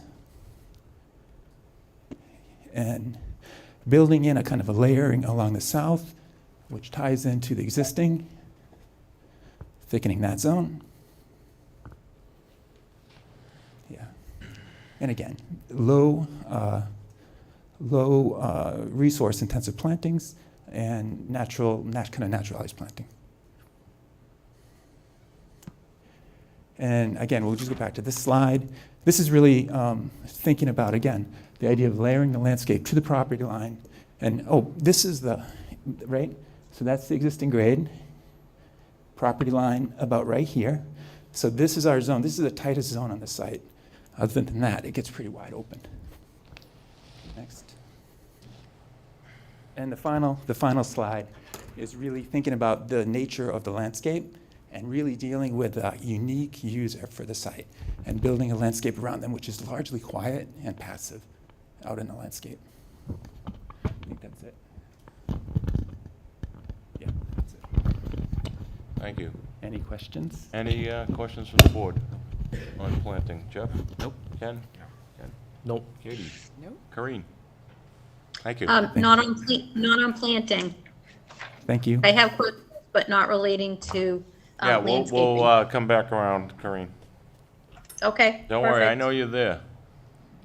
And nobody, believe it or not, has fallen asleep out here, I'm pretty sure. So we're good.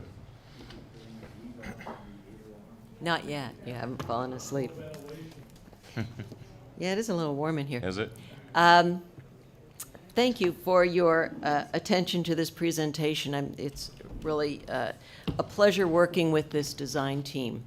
A lot of thought has gone on to this plan, and we've taken into consideration a lot of different aspects: the bylaw, the community, and the needs of NEHD and the community that NEHD serves. We've given you an awful lot of information to digest. Those of us on the development team have been working with this for a while, and we do appreciate this is the first presentation you've had of this, and it's a lot to digest in this hour and 15 minutes of our presentation.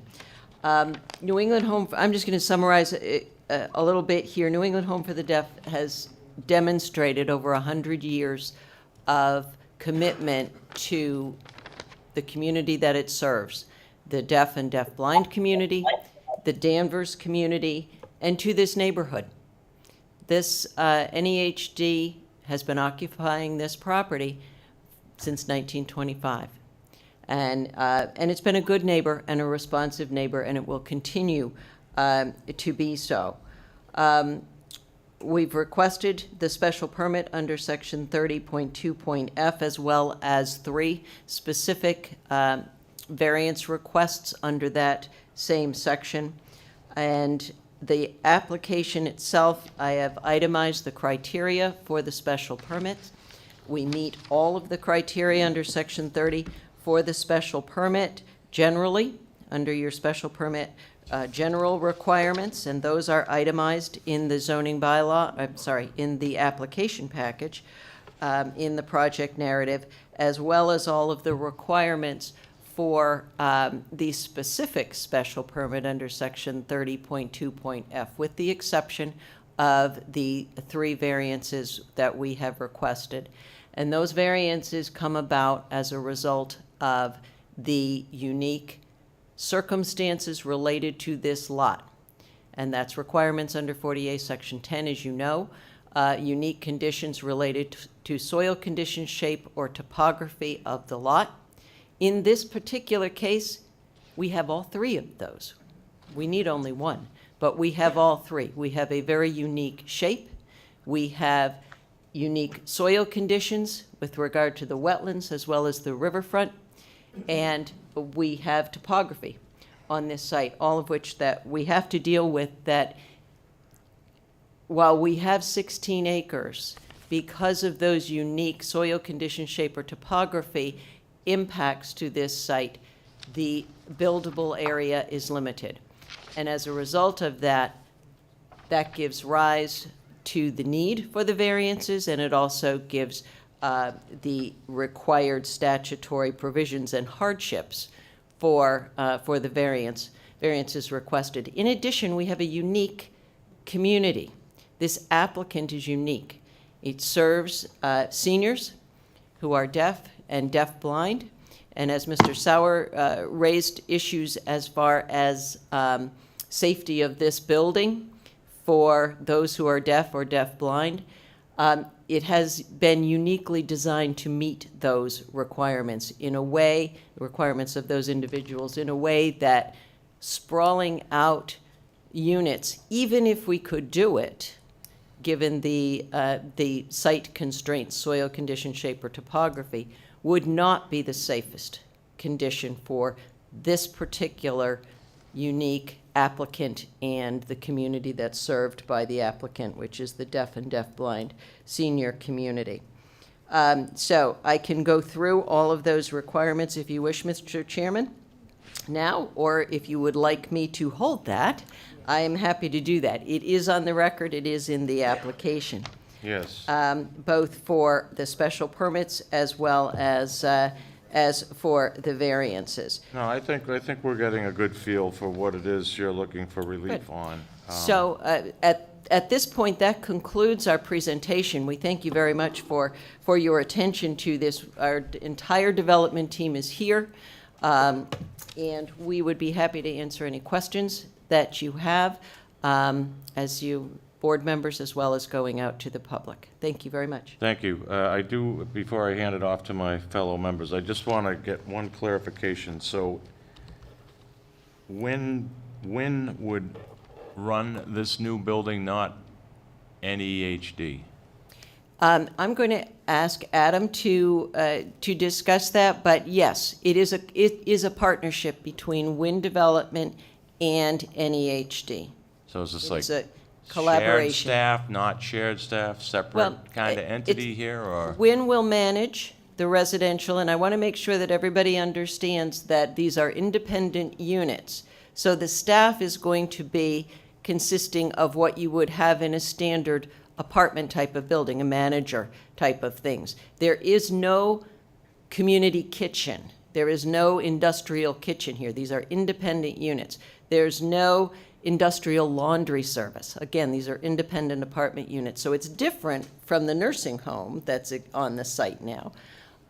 So the management is going to be managed by Wynn Development. That's why they were brought in as a partner with NEHD to assist with the management going forward. But it is a partnership of NEHD and Wynn Development. Okay, and on that subject, one of the presenters mentioned that Wynn currently runs a facility in Salem, and could we just get that name again, the name of that facility? One more time? Pequot Highlands. Pequot Highlands. Okay. All right, I'm going to turn it over to the board members. I'll remind you, board members, not comments at this time, just questions, please. Jeff, we'll start with you. I only have one question. I don't know if it's for NEHD or for Wynn, but why 140? What's the economic reason for, I mean, this is a big building. We're having a hard time swallowing this size building.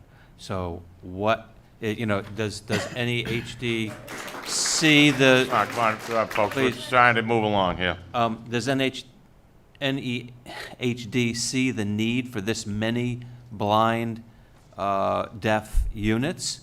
Or is it just a convenience for Wynn that they want to manage a property of a certain size to make it economically viable? Yeah, let me turn it over to Adam, but I will remind you, just as Adam is coming up here, that Chuck Crush did indicate to you that there is a 3 to 5 year wait currently that NEHD has for its existing independent housing units in the Thompson House. Yes, But I'm but going to turn this over to 24 to Adam. 140 is a pretty big leap. Well, sorry, Adam Stein with Wynn Development. It's a 3 to 5 year waiting list on the 24 units. Right. We've developed a lot of senior independent living communities across the Commonwealth. They range from 120 plus units. That's around the size of the development we've done. We've done that for a number of reasons. One of it is demand. We found that these lease up and have high demand. These lease up in a 2 to 3 month period of time. So I don't think we've ever built a community where we've said, oh, we overbuilt, or oh, we have too many units, or oh, we can't occupy the housing. So for this demographic, 55 plus, in coordination with New England Homes, because of their waiting list, because of their special tenancy, and because of the demand in the market, this is also going to allow for people to age in place in the town of Danvers. So as people get older, lost a spouse, want to downsize, want to stay in the community that they grew up in with their children, their grandchildren, this serves as a unique opportunity for them to stay in that community. So our experience, certainly in the Commonwealth and the North Shore, is that 140 will have a good opportunity to lease up and be successful. Right, thank you. Yeah. Anything else, Jeff? Well, I don't know if Chuck wanted to say anything about what percentage of that would be deaf and what would be just the 55 and over Danvers residents. Without addressing the percentage precisely, let me just back up and kind of add a little bit to what Adam said. First of all, nationally, and I've done this for a very long time in nursing homes, hospice, home health, and different venues. The studies show pre-pandemic, pre-COVID, more and more people wanting to age in place, to not be in nursing homes, to not be in rest homes, but to be in their home, okay? Tag in COVID-19, so which hit healthcare facilities very, very hard, as I'm sure you're all aware. More and more people now are wanting to age in place, be in their own independent living apartments, and have any services brought in. That's a nationwide trend. Aside from deaf, blind, hard of hearing, that's a nationwide healthcare trend, okay? So I think that's, as we plan the future of our campus, I think that's why one of the reasons is we're looking at at a larger number than the 24 units. I understand your concern. 3 to 5 year waiting list for 24 units. Most of our residents are from Massachusetts. We're the only community in the nation that solo serves deaf, blind, and hard of hearing. We have residents from California, we have residents from North Carolina, we have residents from all over the country. I think as we have our marketing campaign, the residents are out there. They don't have a place to go. This will help fulfill that mission of aging in place. As far as the percentage, I can't give you a meaningful answer. I'll be very honest with you. I wish I could. Thank you. But our goal, yes, our goal is 100%. I mean, that's our goal. You know, there's a conference of hard of hearing, deaf, blind, and deaf individuals, national deaf seniors. That's 2,000 registries this coming June in Florida. So there's a lot of need out there. Thank you. Thank you. I have no further questions, Mr. Chairman. Thanks, Jeff. Ken? Thank you, Mr. Chairman. So, kind of to piggyback on what Jeff said, I'm okay with pretty much everything. I'm not okay with the height variance. So that being said, did we ever consider going to maybe 3 stories instead of 4? Where we can get the roofscapes the same that look like the existing building in the center there, and have that lower impact on the neighborhood, abutting neighborhoods, which would mean, obviously, lowering the number of units.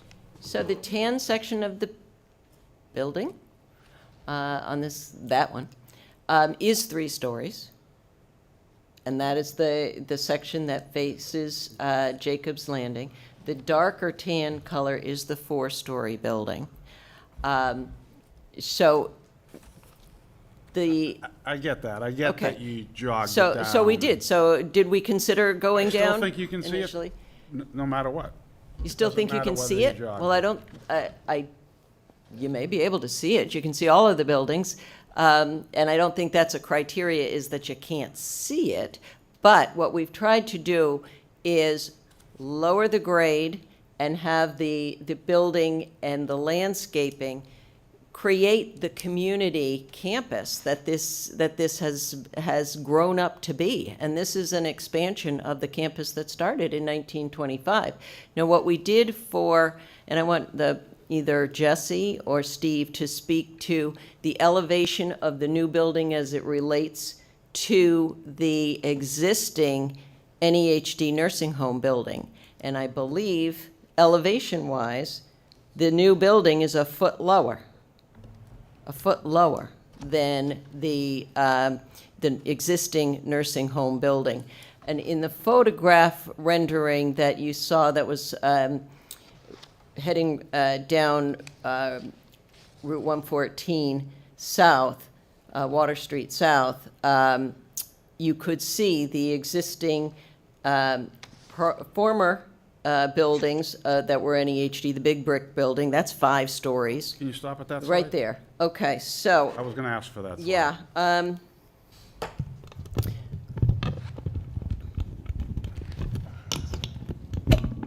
There.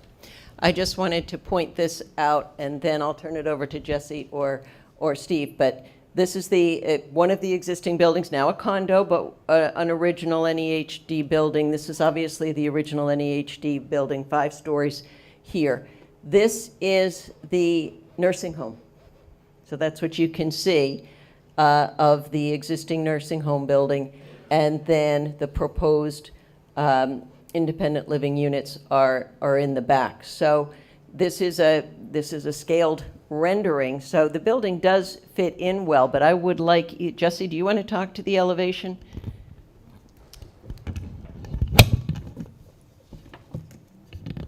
Again, Jesse Johnson, Weston and Sampson. So when we looked at this, one of the restrictions we have on this site related to the topography and also the soils is the 200-foot riverfront resource area prevents us from moving down the hill. If we had our way, we would try to move the elevation down the hill more. But what I had to do is I had to hold the elevation at that 200-foot buffer and work back from there towards the building. So plus or minus, we're at 23 at that access drive at that 200-foot resource. We are at 25 feet for our first floor for the building. I couldn't get it any lower. I'd actually be putting the building in a bowl in some regards if I did that. So we've got it as low as we can possibly get it, and then working with the architect, we figured out how to get the height to work so that it is in harmony with the existing structures on the lot. As Nancy had mentioned, we are actually within a foot and just under the total height of the existing NEHD building, even with our 4 stories. So our height at 4 stories is still under the height of the NEHD building, overall elevation relative to each other. And then to give you just a reference point, we were talking about the height of our building. We're asking for 49 feet. That's 60 feet, over 60 feet from the ground to the peak of that building. So condos. They're below grade, It has a varying grade. Yes, it does. way below grade. Well, no, there's a front walk, yeah, it's a walkout condition, but that's still, when you do a building code, you 100 have to years take ago. that in consideration when you're doing your building code, average grade plane height. So again, my point being, we fit in with the character of the lot and in our mind, the neighborhood, because there's already established heights at that 70, almost 70 elevation all the way around the campus. Okay, no further questions. Thank you, Ken. Ken J. The mechanicals on the top, generally how high would they be? And then it was said that they would be screened. And will there be like a knee wall or something on the roof too? I mean, is that added? How are you gonna screen those mechanicals? The way we'll screen the mechanicals is through the parapet on the wall. So the wall will continue up for, 4 or 5 feet. So that'll be continuous from the outside. You won't see necessarily an independent roof screen, but from the ground level, that would mask everything. As far as the height of the equipment, that's maybe something we can give you some more information on next time we see you. I don't want to speak out of turn. We want to do our diligence with what equipment we would expect to see. So that wall on top, is that considered in the height of the building? No, the height, I think, from the bylaw and in the building code, would be the highest point of the flat roof structure. Okay. And you said it was a 3 or 4 foot wall? Yeah, on top of would it? go beyond, yep. Okay. So when, in general, that you have other facilities that you manage and have built, have they been deaf-blind facilities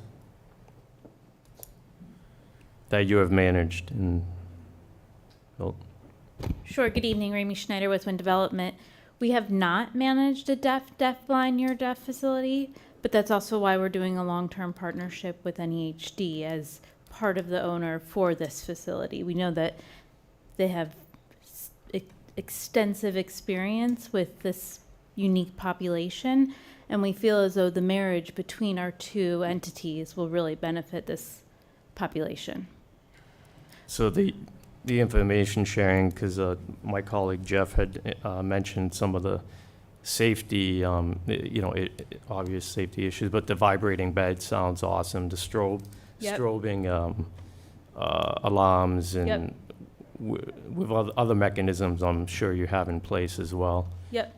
So on that part of NEHD's board, there's an architect on the board, and we've met with him extensively to review our plans and drawings, thinking about how this population needs to be served in ways that wouldn't otherwise be in a standard Wynn-owned or developed building. So things like the 10-foot wide corridors, things like the extra strobe lights in a variety of the rooms throughout the living unit, throughout the units, things like the shaking bed. We've also toured the Thompson House with the NEHD staff to get a feel of how these units are functioning and living and what added benefits are needed in order to, again, accommodate this population.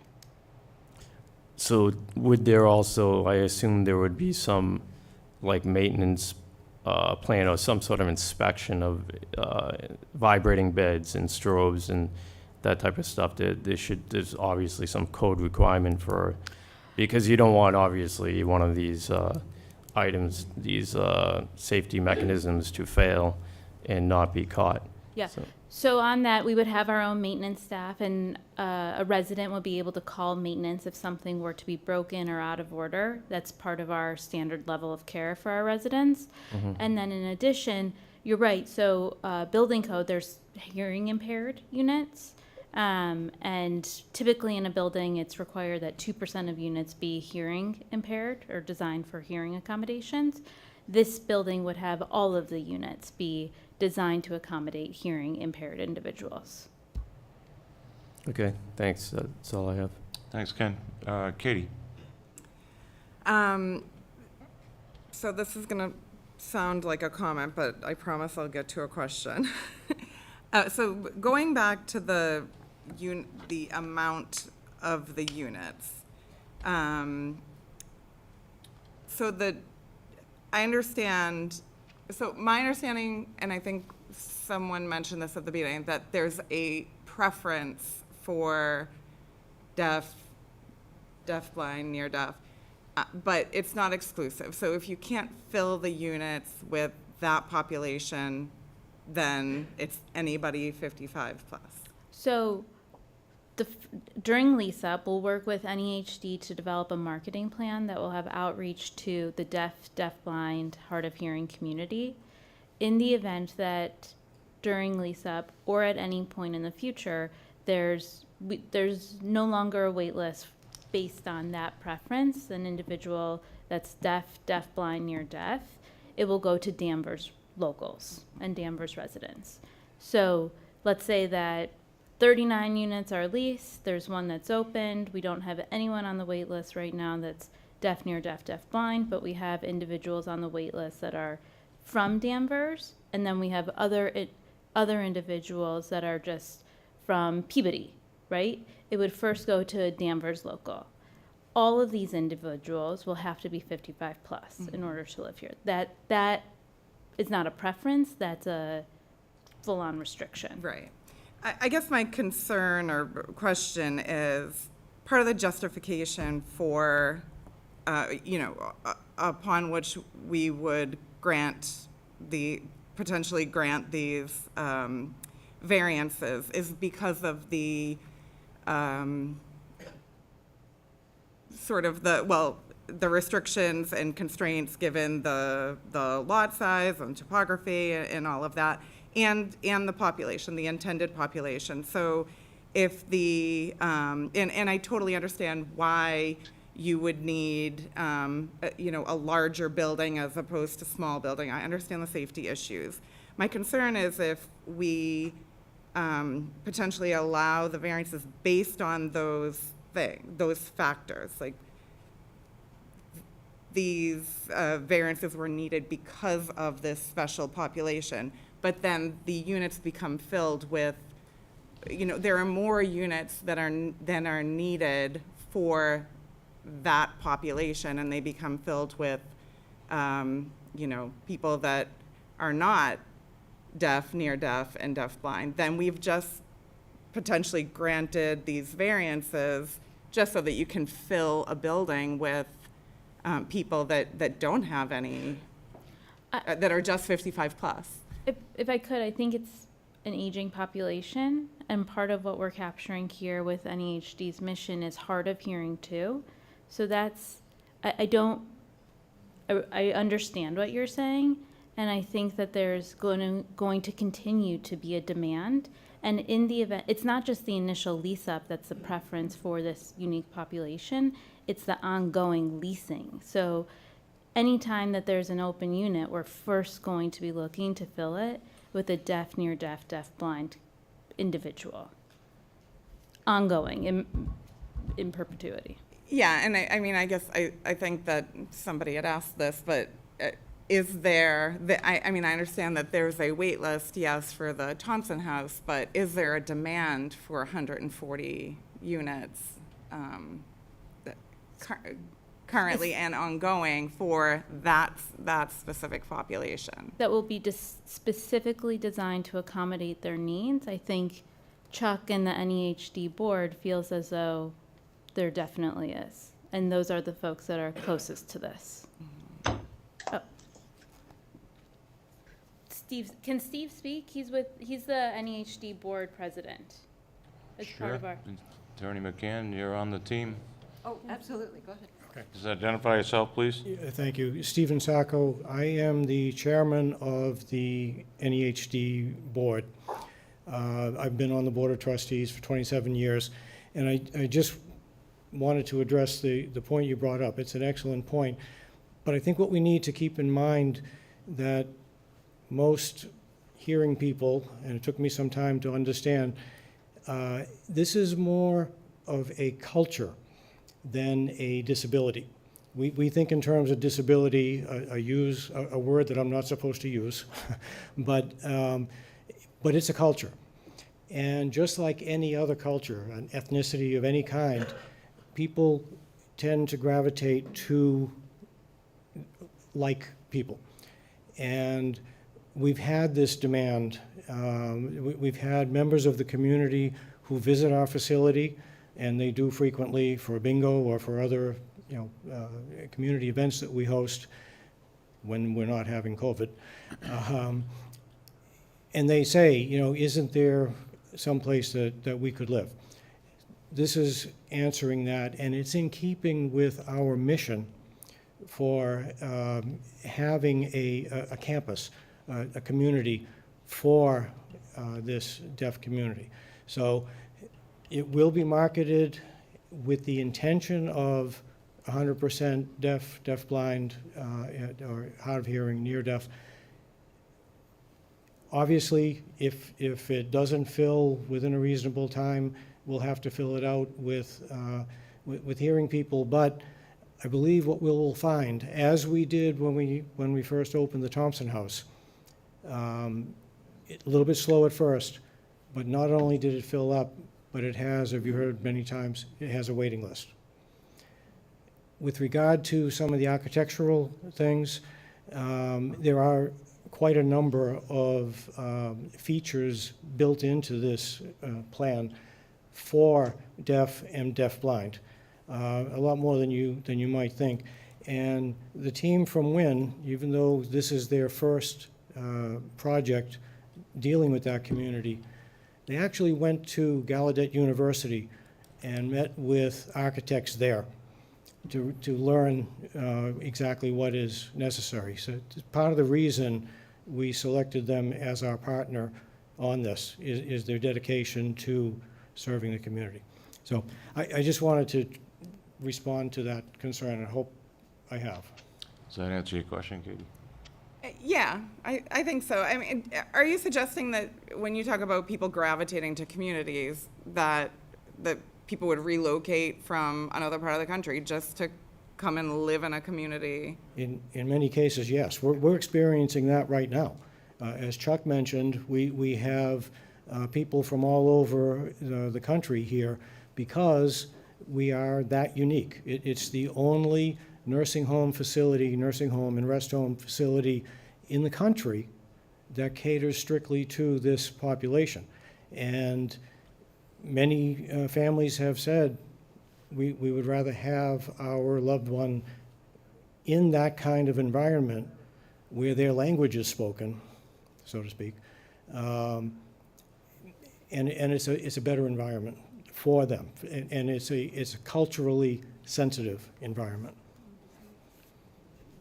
Any other? Thank you, that answers Thanks. my question, yeah. Katie, additional questions? Yep, nope, that was it, thank you. Corinne?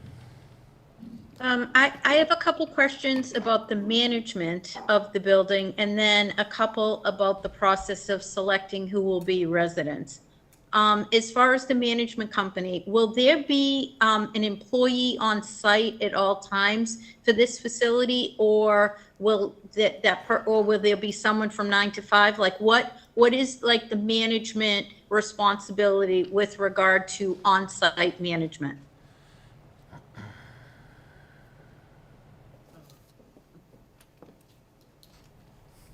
Sure. So Ramey Schneider again, Wind Development. Sorry, it's interesting not seeing your face when talking to you. We'll have an employee on site from 9 to 5 p.m. and then maintenance and on-call individuals, as we do at all of our buildings. Okay. And as far as the management, you stated that this is a long-term contract between NEHD and WIN. How long is the contract? It's not The a, initial it's a, contract. it's a joint venture ownership of the building, so there is no, I mean, it's in theory forever until one of us. So in other words, even though NEHD owns the property, they will jointly own the building? Correct. Like, how does that work? As far as like entity, ownership? Sure, a new entity between WIN and NEHD will own the building that sits on NEHD land. Okay. Okay. So this Now, is a legal contract? Yes. Thank you. As far as the selection, will NEHD have any participation in that? Or will WIN handle the selection? I don't know, will there be a lottery in order to, I guess, dole out who's going to have the opportunity to live here? How would you handle that? Sure. And again, will it be a collaboration with NEHD, or will WIN handle the rentals all themselves? So NEHD brought WIN on partly because of our property management experience. NEHD is a fabulous nursing home operator, but they are not a rental property management firm. And so I think NEHD and WIN will be jointly developing a marketing plan that WIN management will then execute on. Okay. So you stated in the proposal that obviously people that are deaf, blind, or near deaf will have the first opportunity, whether they qualify for the affordable housing units, which are 50%, or whether they just want to rent a unit. Yep. So if that's the case, and Danvers residents are secondary. Correct. So I'm assuming that that only applies to the units that are left over after you've marketed to the deaf, blind, and near deaf, because I would hope that if a Danvers resident was in that deaf, blind, or near deaf, they would have like super priority. Exactly. Because They're the they live in- trifecta. Okay. So that is good to hear. My concern from what you're saying is that because you're going to market this throughout the country, there could be a potential where we have no Danvers residents living there, right? If you find people in this deaf community that all want to live in the building, but none of them are Danvers residents, they will have first priority. So we could have this 140 unit, basically apartment that we've given all this relief to, and have none of our citizens being able to, I guess, potentially, be able to reside there, which is kind of different from what the literature stated to begin with. And, again, I know that this is a specific community, but I myself would prefer there to be more of a Danvers opportunity. And then with regard to this 80% AMI sliding down to 30%, and then I guess 25% of the building, this is in perpetuity, meaning it will be there forever. That will always be affordable housing. But I noticed in the next line, it said that 80% of less of the AMI will last for 40 years. Well, what happens after that 40 years? Does that 25% go away, or is there a potential to extend it? So does that mean in 40 years, only 25% will be affordable housing? It was very vague, so I would like some clarity as far as how long the affordable aspect of the 50% stays. Sure. So as you said, there's 50% of the building is affordable housing at 80% or less AMI. I think part of your question was the range from 30% to 80%. And so maybe I can just touch on that quickly as well. So 13% of the units will be for 30% AMI or less. The Department of Housing requires that for any low-income housing tax credit project. So there will be a scale of affordability within this property, the 30% to 80%. Of the 80% of units, 25% of those units will be for in perpetuity, will be affordable in perpetuity. So all of the 140 units will forever be able to count in Danvers' subsidized housing inventory. I just want to put that out there because the 25% will be in perpetuity. The balance of the 25% will be for a 40-year term, which is coterminous with the term of the low-income housing tax credits that will be part of the financing for this building. After the 40-year term, we could either, at that point, go back and layer on additional tax credits, probably for a rehab of the building. At that point, it'll be 40 years old. It will need some repairs and maintenance, etc., and use low-income housing tax credits to upgrade the building, and could extend the term of those tax credits, or the tax credit and the affordability component would fade off, and they would potentially become market rate units. But that's your decision, not ours. Correct. The So in other words, 25%. that would be your decision, not ours, as far as whether you want to seek, additional tax credits, or if you would prefer them just to become market rate apartments. It would be NEHD and WIN, but yes, as it's structured, that is true. And the only thing I would add to that, this is Adam Stein with WIN, is that almost 100% of the affordable housing you see developed with mass housing or DHCD, similar to what we're financing with NEHD at the expansion, runs a 30 to 40 year period of time. It's highly atypical for it to be in perpetuity. So most affordable housing you see in the state is developed under the housing tax credit program, runs a 30 to 40 year period of time. So that's pretty common and almost exactly how it's done across the country. Okay. That's it. I have no further. I do have one other question, but this is to our planning director. Sure, go ahead.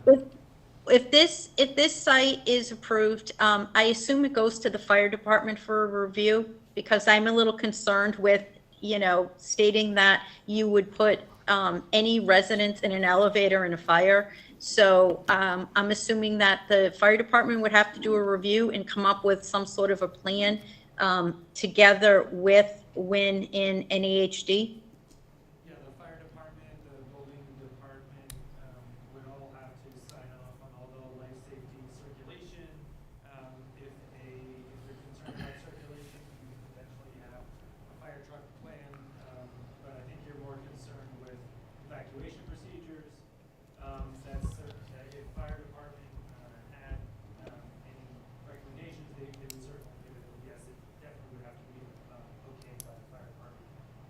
Yes, and I'm also concerned when you have a 4-story building and you have these residents with special needs, and you don't have someone on site. Like that does concern me, I have to say. So that is an area of concern. But I do not have any other questions. Thank you. Thank you, Corinne. And Brian, just to clarify that, so that is a step that would happen at the planning board, that review by the fire department? Or that's done through permitting? So, not going back, so the planning board in this particular case, this is kind of a weird one due to the use, but the zoning bylaw basically says that the planning board gives recommendations, that's the letter. There's really no site plan review. Technically, zoning board of appeals is performing site plan review in this case. So this is their last stop? I mean, I would say technically the building department probably is their last stop, but you can certainly ask. But through public review and board review, this would be it? Yeah, I mean, now would be an appropriate time if there are questions or Gotcha. information that you would want to ask of the applicant, that at the next meeting you'd like them to, or you Okay. can ask for something specific, you can see see how long they can get us there. Very good. All right, Attorney McCann, so I want to stay on the, the I think the two things that are kind of hot topics here, which is how the housing's sold out and the building height. And I will first back up because I know, I think it was Mr. Crush mentioned a wait list currently, and so that's got to be quantitative. So how deep is that wait list currently, right now? Forget that this building's on the table. What are we talking, 100 folks, 200? Or we, just throw a number at me. I'm sure you have one. Actually, I do not have one. I'm going to ask Chuck, but he may not have the exact number tonight. What we have is a wait list of 3 to 5 years for independent housing for those who are hearing impaired or deaf-blind. That's an item, I'm taking notes, as you know I always do. That's something that we will come back to you with some more information on that. So on that point, how many of this 3 to 5 wait list are, let's just say, North Shore residents or particularly Danvers? Do we, I imagine we have that number. I'm going to ask, Just come on up to the mic if you're going to talk. you can give North Shore or not North Shore? Okay. Let us get that information. Let's get Okay, you some good hard enough. data on that information. And it was mentioned about the safety features that would exist in this building. I kind of get the feeling from the narrative tonight that it's, kind of like Field of Dreams here, build it and they will come. And I think that kind of goes to Corinne's point where there's a real need in your estimation, and that we could get many residents from outside the North Shore, outside Danvers, and even outside the state. As far as safety features, what currently exists in the NEHD buildings right now, and is it going to be the same setup in this new building, or I imagine enhanced only because there's newer technology out there versus when the NEHD buildings were built? Yeah, I think that's absolutely correct. The independent living units, the Thompson House, were built in 1996. Have things improved since then for meeting safety needs? Absolutely. This is going to be an up-to-date, state-of-the-art facility that will go through complete review by the fire department as well as the building department when we get to that stage. We have, by the way, already met with the fire department with regard to circulation around the site. So what we've named some of the safety features, but there are a lot of things that are built into this design to meet the needs of the deaf and deafblind community, and will both needs for living as well as safety needs. And we'll put that list together for you. Okay, so just help me with that a little bit. Yep. So let's just say, whatever percentage of this is for the community that's being targeted, and then the units where it's not the deaf or blind, do the features of those apartments disabled, shut off, or how does that work? What's the nuts and bolts of that? I'm getting a head shake that yes, the features for, let's just say, vibrating bed, okay, for a fire or something like that. If you are not a deaf resident or a deaf-blind resident, then you would turn that feature off. Okay. And as far as the building height, Brian, if you could bring up the northwest elevation, page 1, I guess it is. It shows a building height of, it looks like 45 feet, 6 inches. But then over the center entrance, it looks like that. Sorry, what page? Not the northwest elevation? Northwest.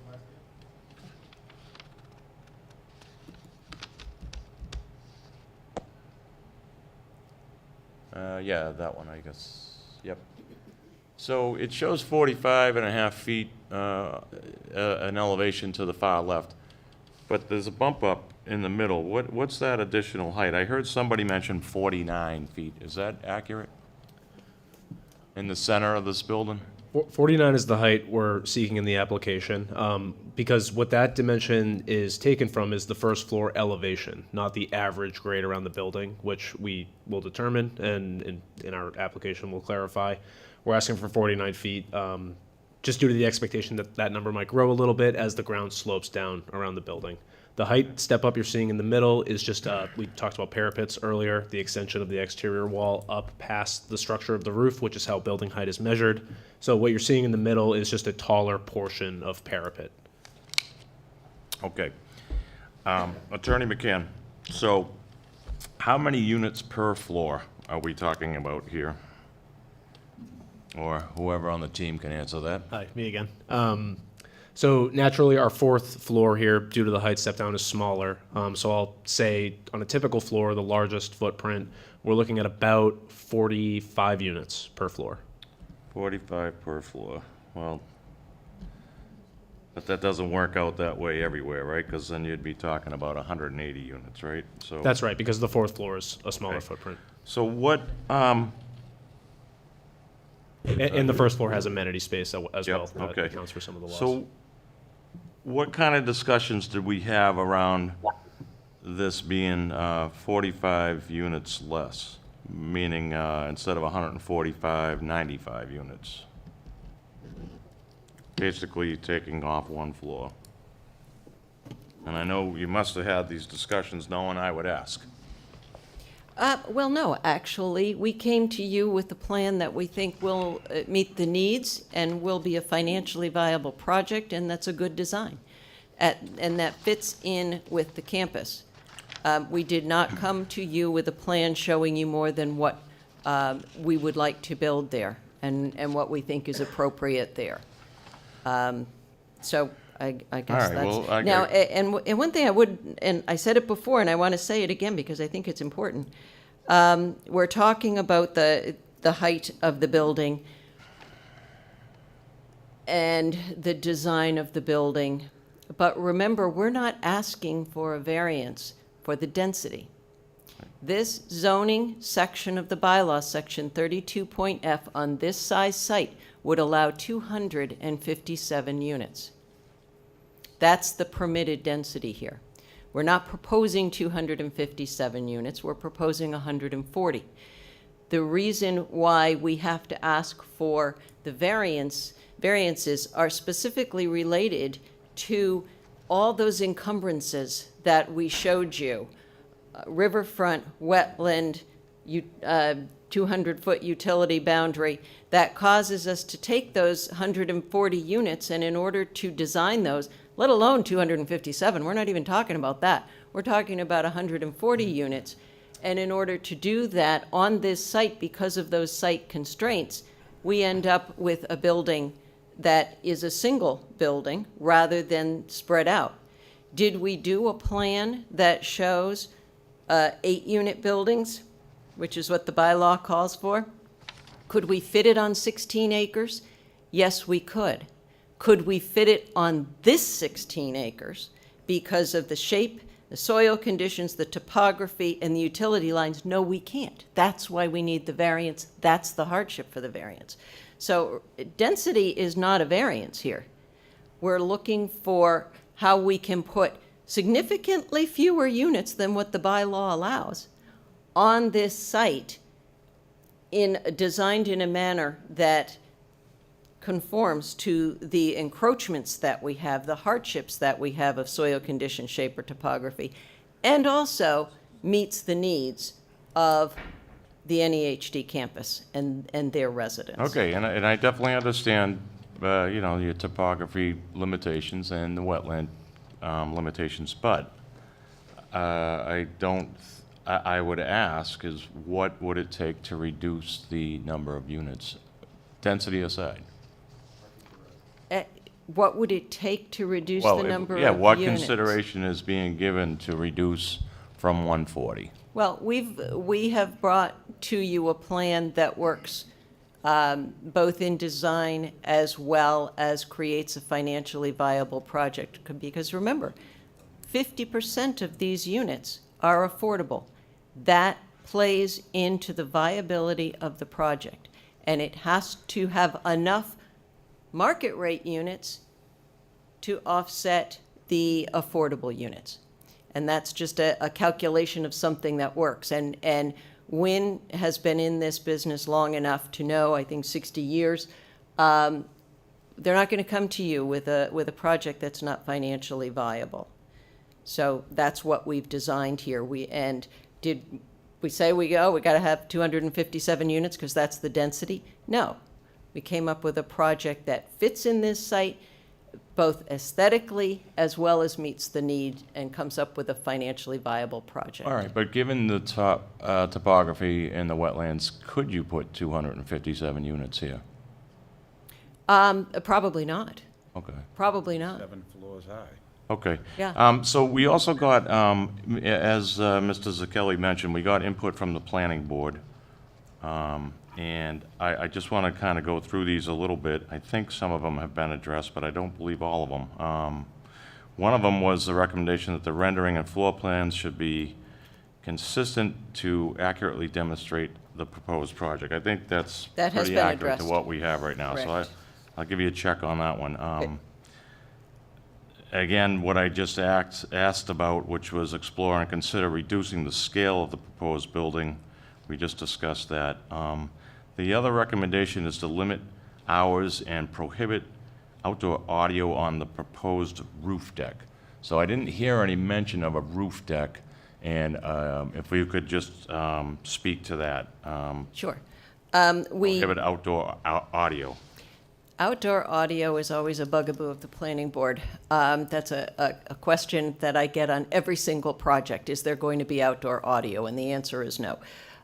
There is a roof deck proposed over a section of the 3-story area that's closest to the river, and Steve can point that out on the plan for you.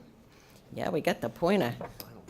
Yeah, if you could just, I guess, show us on the building itself. Right there? Okay, so there's a roof deck on the 3-story section. Right.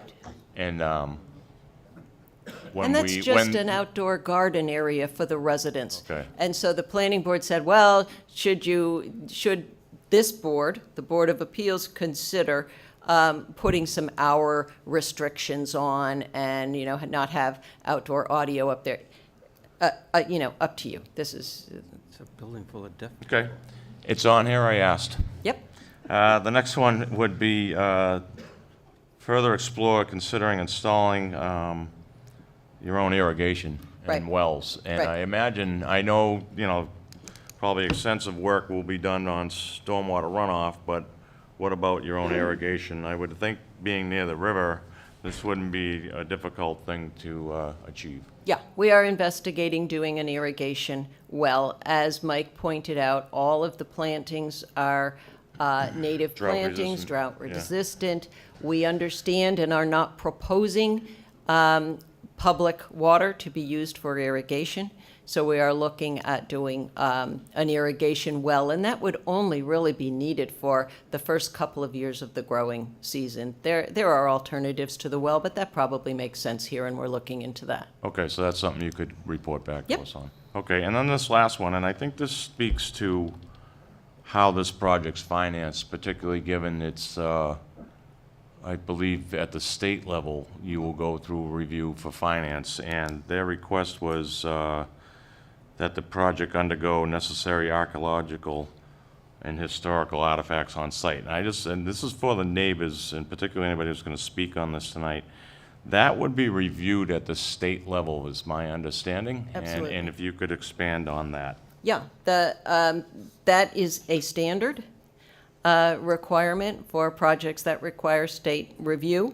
And that's done in the normal course of a development and would be done here. There's a form that the development team fills out and files with the state, and then the state checks its archives and all that kind of stuff and determines whether there is any need for review, what level of review. But that is, while I don't hear that comment very often on developments, that's a standard state requirement. Okay, and I understand that. So how, if there was deemed to be anything that checked those boxes, how is that reported back to either town hall or to descriptive. planning You know, board, how yeah. does that info get out to the public? Hey, nothing was discovered, or geez, we discovered this. Yeah, planning department would be in the loop on that state review. Okay, and then I guess I'll go to Brian. Is that something that would then be on our website or something attached with this project? I guess I'm looking at how would the public follow this particular step, I guess. Yeah, so that would be supporting material for the meeting whenever it comes in. We can send it out, we can put it on the website, but it'll definitely be part of board packets, and those are public. Okay, very good. And that's all the recommendations we had from the planning board, or questions to ask. And then And I believe the planning board moves to forward this plan to you with endorsement, subject to those items. I don't think we got, I didn't get anything in that regard, but. I'm just reading the letter. The planning board's the planning Oh, I'm board sorry, moves you're right, yes, to endorsement. forward this plan to the zoning board of appeals with the planning board's endorsement, subject to the concerns expressed below, which you just, Which I just articulated. discussed. Best I could. correct. All right, I believe Ken has an additional question, and I'll strobe the board one last time, and then we will go out to the public. Go ahead, Ken. So I had asked before what the mixture of the rooms were, the apartments or units were for affordable. Okay. Like what percentage are a studio and 2-bedroom? All right, so the anticipated mix is going to be primarily, and I would say 2/3 or better, are 1-bedrooms. So most of these are 1-bedrooms. On the floor plans that you've received with this package, 16 are studios, 84 are 1-bedrooms, and 40 are 2-bedrooms. So the affordable units that are required have to match that ratio of studios, 1-bedrooms, and 2-bedrooms. We can't say, okay, we'll make all of the affordable units studios. No. It has to be the percentage of the overall floor plan. Okay, thank you. I just want to let everybody know that anyone who's zooming in, Brian, it says that there's only 5 minutes left in your meeting. Can you extend that? No, that's true. We close at 10. Corinne, just for you, we're gonna go to midnight. Okay, that's okay. Do you have any additional, do you have any additional questions? I don't have any additional questions, but if all the people zooming in kind of like pop off in 5 minutes, it's because the session ended. Okay. Quickly on the board, anybody, additional questions? I only want to ask Attorney McCann to get more clarification on the use of elevators during a fire. I don't know if that's the fire You inspector know, or the... I'm going to say I think that was a misstatement. Yeah, because those usually, first Yeah. things they shut off, right? And Steve would like to correct his mistake. Yeah, I'd like to correct the record. Yeah, that was meant as a suggestion of one possible life safety measure. There are many in the toolkit. The code is not prescriptive. The code presents many options for how to handle egress in the case of an emergency. Elevators on standby power are just one example. It was not the intention that that would be the one and only tactic used in this project. Because obviously you have a special Nor population. will it be used in a fire. You have a special population that conceivably would be difficult to evacuate a building this size.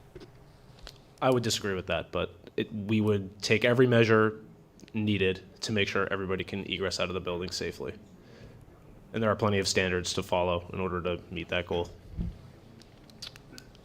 Good, Joe? If we could have some more of that information next time, that would be great. Absolutely, It yeah. looks like Thank you. Attorney McCann shaking her head. Thank you. yes, so. Yep, Katie, you all that's on set? my list. I'm all set. Ken J? Yep. All right. I will go out to the public. Please, I know you've all been very patient tonight. I've heard some chatter back there, but you've been very good students, as we have tried to be as your zoning board representatives.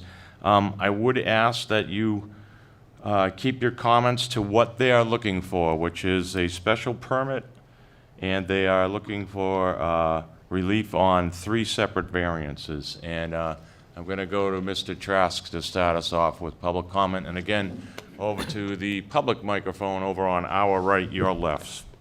I guess that would be stage right. Did I get that right? Any theater people here? Good evening. Check. Yeah. So, my name is Gardner Trask. I'm here representing the Danvers Affordable Housing Trust. I apologize that you did not get a letter, but we unanimously heard this presentation a couple of weeks ago in its entirety, and had our opportunity to ask questions from our vantage point or our viewpoint of affordable housing in the town of Danvers. We did vote unanimously to send a letter of support to this board as well as the planning board, and stand behind that. Just a couple of things to remind you. The DHCD, in order, I realize the funding is encapsulated to do affordable housing, and some questions came up earlier. Sometimes it's hard to wrap your head around this, but 50% of these units will be provided as affordable. Varied rates between 30% affordable, and that's based on the Boston area median income, all the way to 80%, and then the remaining 50 will be at market rate. However, 25% of these will be kept in perpetuity. That is a DHCD trigger that says with that amount, you can count all the units on your DHCD, it's called the SHI, Subsidized Housing Inventory. It's an important note for us. Comments were made earlier and accurately reflected the fact that in perpetuity is a rare thing. 40 years is the most common and is acceptable by SHI. Keeping these at keeping 25% in perpetuity allows us to count them forever against our inventory. It's important. Right now, we are under the 2010 census. They have not yet certified the 2020 census, and as soon as they do, we will be reevaluating where we are on the SHI. For people who don't know, that's an important number. We want to be over the 10% threshold so that we can turn away unfriendly 40Bs. Those are 40Bs that are going to basically ignore most of the zoning we have in town, except for special things like wetlands and the riverfront. We've experienced that about, I think it was 2008 with Swingaway. We are over 10% now against the 2010 census. We are slightly over with the 2020 census based on our calculations right now. We don't know what the census is exactly going to say when it's certified. But we're working hard, and that's why this Affordable Housing Trust was formed, is to protect the town from unfriendly 40Bs. A couple of other questions just to remind people. If you're on the DHCD list, you are mixed into the facility. Your units must be a percentage match to the various levels, studio, 1 bedroom, 2 bedrooms, and they must be indistinguishable from any other unit in the building. So as far as that goes, we heard the same discussions about traffic count being very low. I heard again tonight 90 traffic incidents, that's in and out, based on this population. We do know that not only is it the backlog of people who are in the current community, but also Cindy Dunn can tell you the backlog of Danvers housing applications as well. Combined, we saw that would certainly fill the 140 units. So, speaking on behalf of the Affordable Housing Trust, we recommend that this go forward. Thank you. Thank you. Next. Yeah, right there. Sorry, I think they've been waiting by the line. There are a few here. I believe they've been waiting. Well, I saw a hand here, and I'm going to go with that, and I'll get you next. How about that? That's Ross right here. Andrea, yeah, you can come on up.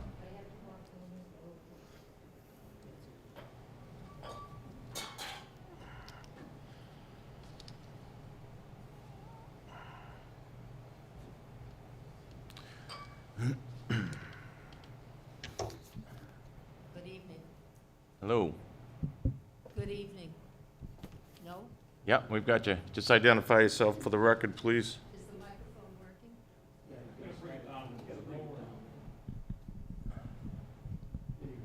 Thank you. Good evening. I have to give this group of people A+ for being patient.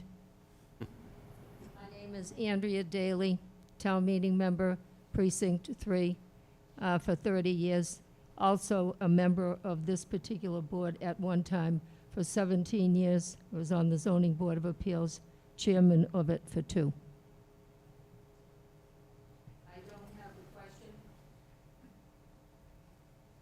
I have a lot of patient people here that have more questions than I have. And I just want to make a comment about the density of the area in which this project is being proposed for. It is a residential 2 district. It was voted on at town meeting to change it from a residential 1 to a residential 2. And we got approval for it. So in this case here, one of the ideas is that multifamily homes were not allowed in a residential 2. You'd have to either ask for a special permit of or a variance, which is being asked for now. But I do want to point out to the board that the density of the area in which this project may find itself in is 51 houses, 51 individual houses. And there are 172 people in the 51 houses that are over 17 years of age. And our density is in excess of 36 acres. So we have a very large area with only 51 houses on it and 172 people that are over the age of 17. And here we're asking, or we're being shoved this down our throat for something that is not sustainable, and I hope it doesn't come to fruition. Thank you. Thank you. All right, I think I saw somebody. I'm going to let you go there. Yep, go ahead. Yeah, this is Mr. Knox, 11 Jacobs Landing. Been a resident at 11 Jacobs Landing for 22 years. I'm also in the architectural and engineering business up and down the eastern seaboard with offices here in Boston and Florida and Caribbean. The elevation of my driveway is at elevation 12. The home for the deaf is elevation 30. And the embankment that is in place there allows me not to see any buildings whatsoever. They've been a very, very good neighbor. I've appreciated the work that they do, and I hope they continue. That's not my point. My point is that the proposed elevations and height of the building is going to be extremely visible to my neighborhood. And there is ways of getting around this. Does not have to be a 4-story building. I understand the restrictions. There's wetlands, but those could be reclaimed elsewhere. There is a restriction on the setback close to the river, but you can go within 100 feet if you go for all the permits and et cetera. I understand that costs a lot of money and a lot of time to get all those special permits to do so, but you could do so. The proposed elevation of the first floor is at 25, elevation 25. They could put 2 levels of parking underneath this structure and reduce the elevation on top by expanding the site and expanding the ability of the building to grow into the existing ground level parking. They could reroute the entry or use the existing entry and have additional space that way. I just wanted to point out that we're in favor of development, but we think that the design needs to be reconsidered, approved, and the cost of the design needs to be reconsidered to make this a friendly project for the neighborhood. Thank you. Thank you. I think there was someone here, yeah. Somebody else?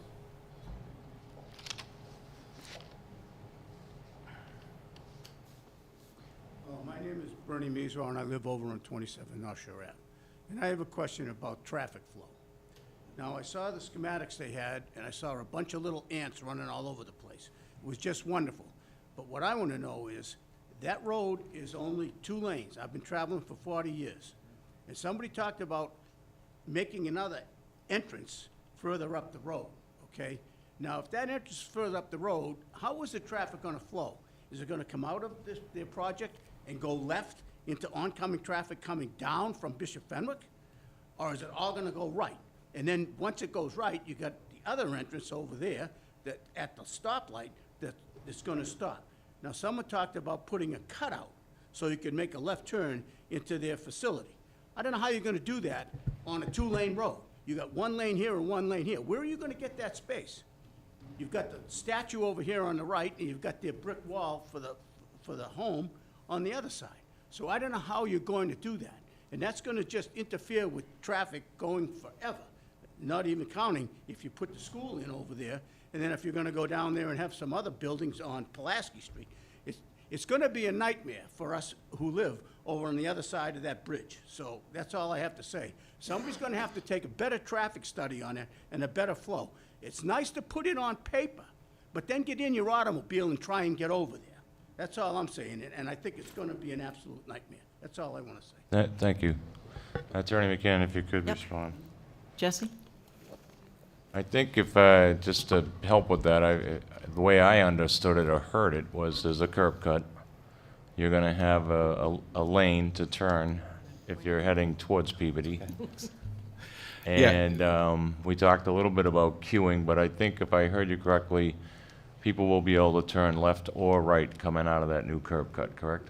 Sure, what we did. Take it from there. Yeah, what we did, again, Jesse Johnson, West End and Sampson, was we measured the existing curb to curb. So I think I had mentioned there is currently a median right now that is in there that creates, the gentleman's right, there's only one lane of travel in both directions. However, the curb to curb width does allow for that median to come out and for paint to replace it. So that median strip would be removed. It would be removed, that's right. So you have examples of this also in town. There's an intersection over on Endicott, I believe, that's almost exactly as we're proposing it. That would allow the abutter across from us to take a left turn into their residence if they were traveling north.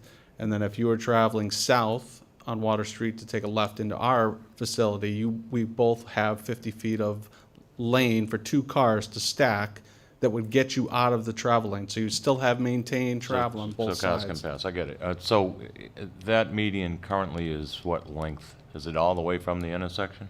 It is, that's right. And your proposal is to remove how much of it? The whole thing. The whole thing from the intersection? From the intersection as far back as it goes and then replace it with the required painting. Okay.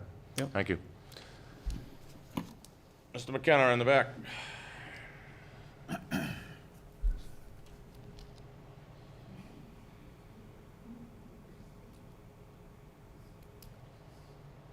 Thank you, Mr. Chairman. Dave McKenna, 383 Andover Street. I don't live in the neighborhood.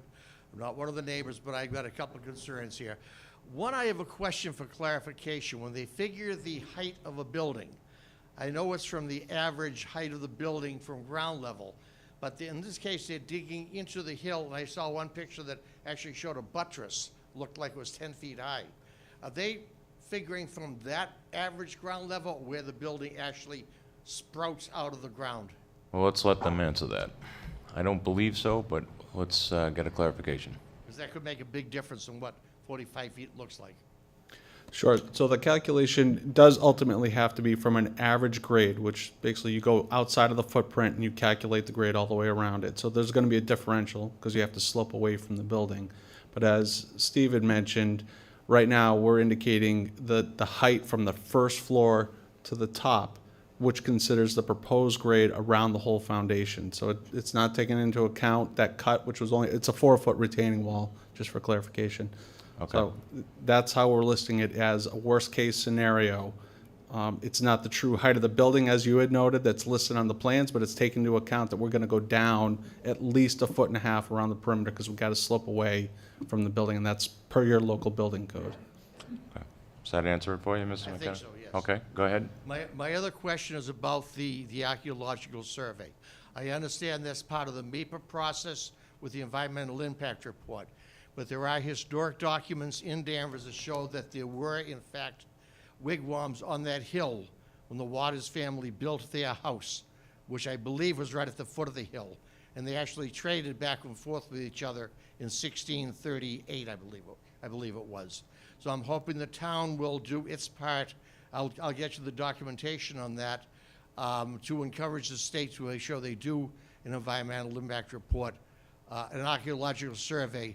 It's a prime contact period village that was on that site. It should be studied before it's destroyed. Yeah, I think everything that we're hearing and the indication is that this is a very thorough process that, especially given that there is some history here, I believe it will be very well vetted, and, I just hope the town will Yeah. put a little bit of pressure, Mass Historical. well, I think this board Commission. agrees too. I mean, we would want to know that too. Okay, great, thank you. You got Okay, it. thank you. Thanks.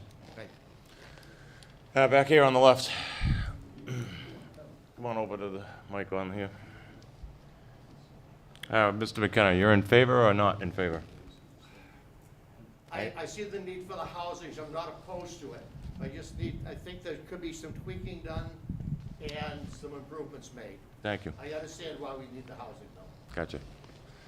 Go ahead. Yeah, howdy. Jim Morose, Precinct 3 Town Meeting Member. Just, we got this slide up. Just, I'm interested with the size of that easement it's 200 feet wide, but how many acres is that in total area that we can't build in that whole strip? I mean, I don't know how deep the area is. We haven't calculated, it would be, we could do a calculation. I'm I not don't sure, know that but it's relevant, but. just for yeah. clarification, I mean, obviously, they're not here on the easement, right? That's something that No, exists. Yeah. I'm just saying that, that's part of the reason we're going for a variance, because the land property, that's a known easement, and it's big. I mean, it looks like it's at least 3 acres. Yeah, well, yeah, I think it It's- is. It is a known Well- easement, and it's big. I agree. Okay, Yeah. okay, so I mean, my question is, usually when we go through zoning issues, or zoning board of appeals issues, we're talking about, 10%, 5%, feet here, feet here. We're doubling. We had a restriction of 2 stories, we're going to 4 and 3. And all these, variances are just adding up, and I just think that it's just a push. I mean, I think that, maybe if we went 3 and 2, but, 4 is just. So you have an issue with the height?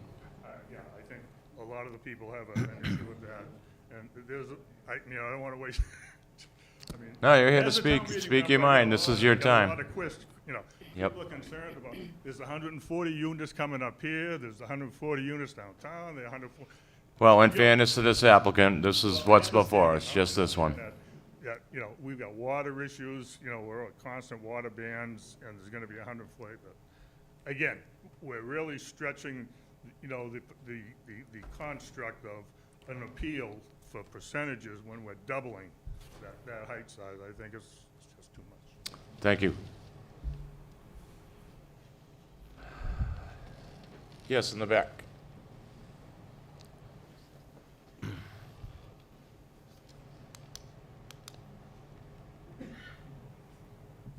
Good evening. Is this on? It Oh, is. I'm Cindy Dunn. I'm the Executive Director of the Danvers Housing Authority. Our letter speaks for ourselves, but there were some things I heard tonight, and I just wanted to speak for a couple of minutes. That's the need, and we desperately need affordable housing for our seniors. The Danvers Housing Authority only has 205 units, and part of those are for handicapped individuals that are under 60. So really, we only have about 180 units. They're always full. And as soon as we have an opening, we pull a list of 50 people and we fill it again. We have people currently in our housing that could be better served in this project. So there are plenty of Danvers residents that could benefit from this development. Thank you. Thank you. Okay, additional comments from the public or concerns, questions? Yeah, come on up. And folks, just so you understand, I believe we are going to continue this, is my thought. So there will be additional opportunities. I don't want to keep people here until midnight, so go ahead, sir. My name's Mike O'Malley. I live on Jacob's Landing. Can we get your address, please? 6 Jacobs. 6, thank you. Yep. And my question is the height of the building. Does the height include the air conditioning units that are on top of the building? No, so we already ferreted that out a little bit. There'll be another 3 or 4 feet in certain sections that they plan to cover, if I have that correct. So, But it's still going to be, there'll be, but it won't be continuous. It'll just be wherever those are located. okay. Thank you. Are you in favor of this project? No. He's hard of hearing. In favor of it? Well, I might wind up in the building myself. So, all right. Got to get on the list. I might be right behind you. Anyone else, just please raise your hand if you got additional comments, questions. I'm seeing none, so, I'm sorry. Yep, right there. Come on up. Yeah. Well, Ms. Daly, oh, yeah, here we go. Here's the first one. We'll get you again if we can. Go ahead, sir. All right, Kevin Gibbons, Precinct 3, town meeting member. I was also the UPS driver that did this whole area for the last 30 years. So I have probably all you know me. Get a little older. But a lot of great neighbors here. Home for the Deaf has been a great neighbor. It's been great delivering to them. I see the need nationally. I think it will be filled by people from other parts of the country. I think it's a definite need. I understand my first question to Nancy was about Jacob's Landing, because I could see that would be the closest proximity of people. Now, to make them happy with the height, but mostly with maybe the landscaping and stuff like that, as well as Jacob's Ave, because they'll see the whole side because there's nothing in the path of those high tension lines. So you see that as an improvement? That landscaping they're going to add? Oh, yeah, absolutely. Yeah, okay. My question when I was talking to Nancy was about, I thought they were going to go closer to the water, which I thought would block water views and the value of people's homes. Sure, sure. You know, both of those things concern me. My biggest concern is the traffic, and not so much, you know, we could probably widen the road a little bit, but my concern would be the charter school going in. And maybe we work with Peabody. It's not what we're discussing right now, but I think that, I look at that as the bigger problem. Because my experience being the UPS driver in that area for 30 years, a lot of the traffic is during certain times of the day. Other than that, Danvers streets roll up at about 5:30, and everybody's out of town. Between the hours of, once they get rid of the morning rush, it's pretty easy to drive around. But about 3:30, you go on up Water Street to Endicott stuff, and getting back the other way stuff. You know, when the schools got out, but then the schools got out pretty quick. Actually, I'm working at the middle school now, and yeah, they leave pretty fast. I agree with you. I mean, I'm not, what you're saying, I think resonates with a lot of people, not only from your neighborhood, but I know anytime I've had to travel over there at the wrong time of day. Exactly. So, understood. And I do think the applicant's aware of that. I don't know what can be done, though. If you add this, you know, build it and they will come, right? So. Can I reference a project that's already been done? There was big discussion on Brightview, on Endicott Street, on how much traffic that was going to generate. I can tell you from years of delivering there, this much. That's good. This much. Basically, you go in, you get an apartment, you move to assisted living, and unfortunately, you leave through the back door. But yeah, and then there's a lot of things they did on Endicott Street, like the entrance off of 128 into MGH. That took all the traffic off of Endicott Street. Are all of us gonna, who know all the get-arounds, to go down to Endicott Street to Water Street and go to Salem? Yeah, they're gonna use that, but not everybody knows that stuff. All right. But we're not gonna get away from the traffic. Well, they do now. You just told them. They all live there, they know it. You're in favor or not in favor? I am in favor of it, but I'm also I'm in favor of it because I see it as a need. I don't think they're gonna have any problem filling it for people around the country. I really don't. And, you know, I think I mentioned to Nancy the other day, if they take some guys with selective hearing, my wife put me in there, so. Okay. But, yeah, I'm definitely in favor of it. Sure, hold on to something. As long as we handle, you know, the needs of Jacobs Ave, Jacobs Landing, make them feel comfortable. Sure. And, but when I also see things in town, I think from a business perspective, we also want to bring up that tax, you know, I'm sure they're going to talk, you guys are going to get charged taxes, right? Yep. So that goes into the town. Mm-hmm. And I Well, but that's not really a consideration for this board. We're really just looking at the zoning aspect and the special permit. I understand. So, nor do we really look at water. I know that comes up a lot, but it's upon the town to provide water as needed. Yeah. So, and my colleague, Mr. Clerk, would like to comment to you. Yeah, thank you, Mr. Chairman. You know, we, as a board, we always are concerned with traffic and whatnot. And like Mr. Chairman stated earlier, they will just come out and say, we did a study this thick, everything's fine, always. So, I do understand that. so it's he said, she said. I mean, ultimately, we never really know. We don't have a crystal ball. We try to take a best guess as your neighbors and fellow citizens in the town. I like to think we're sensible to a lot of it, but I know that area is crowded already at, as you pointed out, the wrong times. There are times when you can get right through there, that's right. And so anyway, but all right, just in fairness to everyone in the hour, I'm gonna say thank you for your comments. Okay. Additional comments, please, new statements, if any.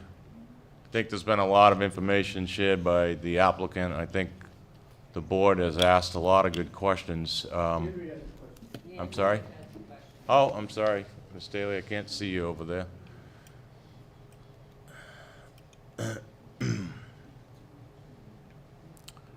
Brian, do you think you could tilt that down for her?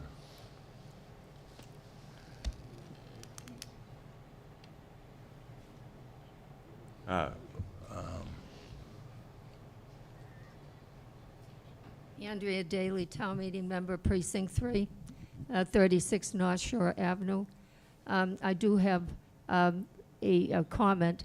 The project is probably needed, but the density is terrible. It's just too much for that area of town.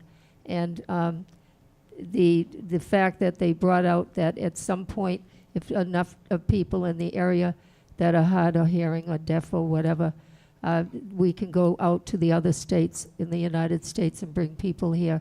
I don't think that's our responsibility. I think some of these states ought to have their own facilities. That's my comment. I'd also like to make another comment in that I have 9 arrowheads that I found when I was a lot younger and more agile to walk around in the fields at what used to be the farmer's property. And it's a pleasure to have them, and just holding them in my hands brings me great joy and responsibility, because I know that what I am holding in my hand is something that somebody made 1,000 years ago. And where do I go with this information of what I found on that property? Because if they want to lower down the land in order to make that building less tall looking, they're going to be taking out artifacts. Where would I be going to find out what I can do with the treasures I have found on that property? That one I'm not sure. I could only refer you to our town archivist or Mr. Zakelli. Go ahead and comment. So who you're going to want to talk to is the State Historic Preservation Office, which is the Massachusetts Historical Commission. I can put you in touch with them. Thank you, and I appreciate that. I'm not giving those artifacts that I found up at all. Don't ever. No. Just don't put them on eBay. I- They sound like real treasures, so that is. They are to me. Yeah. They are to me. Thank And you. I do want to thank Oh. the board for the time that you're spending with us, but we've been very patient also. Yes, absolutely. Thank you. Any additional new comments from the public? If not, I'm going to close the public hearing.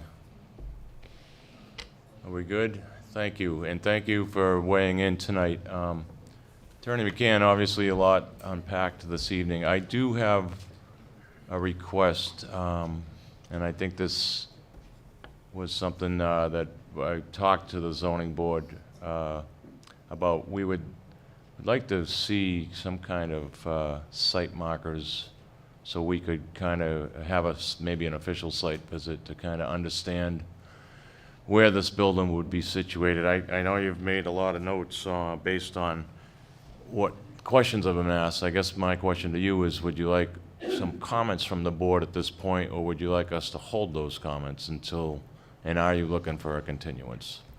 We are certainly looking for a continuance. Okay. I would like. Let me stop you there. So we have March 27th or April 10th? 2 weeks from now or Yeah. 4 weeks from now? I would like March 27th, please. Okay. And I would also like to hear whatever comments the board may have at this point for us to consider. I do have my laundry list of information that we'll be providing to you before the next meeting.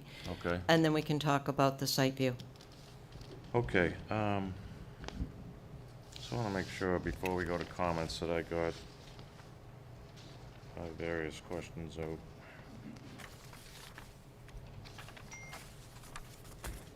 Yes, okay. All right, so, board members, comments, I'll start down there with you, Jeff. I think it's too big. Too big. Anything else you want to add? I appreciate the fact that it would really help our 40B situation, but I think it's too big. Too big. Thank you. And Ken? Yeah, like I said, I'm okay with everything else, and I'm just not good with the variance for the building height. Thank you, Ken. And Ken J. I think it is really needed for the deaf-blind community to have somewhere to live in a culture of their own people. I mean, of their own abilities and stuff. So I think it's really a great need, whether people come from Danvers or across the country. I mean, there's a need here. It doesn't really matter where people are coming from. There is a need. There is a need for this housing, which is really sparse, if any. And I think with the affordable housing component of this, it's very attractive. So, I mean, I'm swaying towards, I'm for this project, if you'd like to know that. So. Thank you, Ken. And Katie? Similarly, there's a need. I understand the need for the variances, given the sensitivities of the community that's being served. And so I would be in favor of it, but I do think that it is quite big, particularly given the height of the land upon which it's going to sit. So, yeah. Thank you, Katie. And Corinne, some comments. I agree. I think it's too big. That's my comment. I think it's too big. Thank you, Corinne. Attorney McCann, I think, I echo my fellow board members. I do and appreciate the amount of work that's gone on here, the meeting with the neighborhood. I think you, particularly in the letter I read from you on March 7th, it seemed like a lot of things were addressed with the neighbors in mind. The concerns from everything from, headlights in their windows and parking, and I do think a lot of good work has gone on. However, I do believe the building height is something that I'm not comfortable with. I don't like the look of it. Where we are acting as the planning board, I don't mind saying that. To me, okay, well, please let me comment. I gave you guys your time. I think there could be a better look to this. And I'm not asking for it to be the Taj Mahal, but when I look at this, I see a strip mall, a commercial look, office park type building. So, I understand these things come down to economics, But this is something, as one of your presenters said, you know, it's probably gonna be 40 years before this thing's rehabbed. And, you know, the neighbors have to look at this, if it's approved, at whatever height it is, but it should have a little bit better of a look to me, something that maybe fits a little better. I'm not a architect, I'm not a building designer, I'm just going on my opinion, and that's what I'm up here to give. So, I'm not comfortable with traffic flow, but I don't think there's anything you can do about that. And I don't put a lot of weight, as you know, on the traffic study. I do believe we'll see some impact from the charter school coming from Peabody. We see impact right now with when Bishop Fenwick dumps out. If there's bowling night, there could be impact. So I think the more you guys can maybe look at that, I think your traffic flow within the site is fine. And again, I already spoke to the things I thought you addressed, particularly the landscaping buffer that exists between, you know, the residents. I think that's good.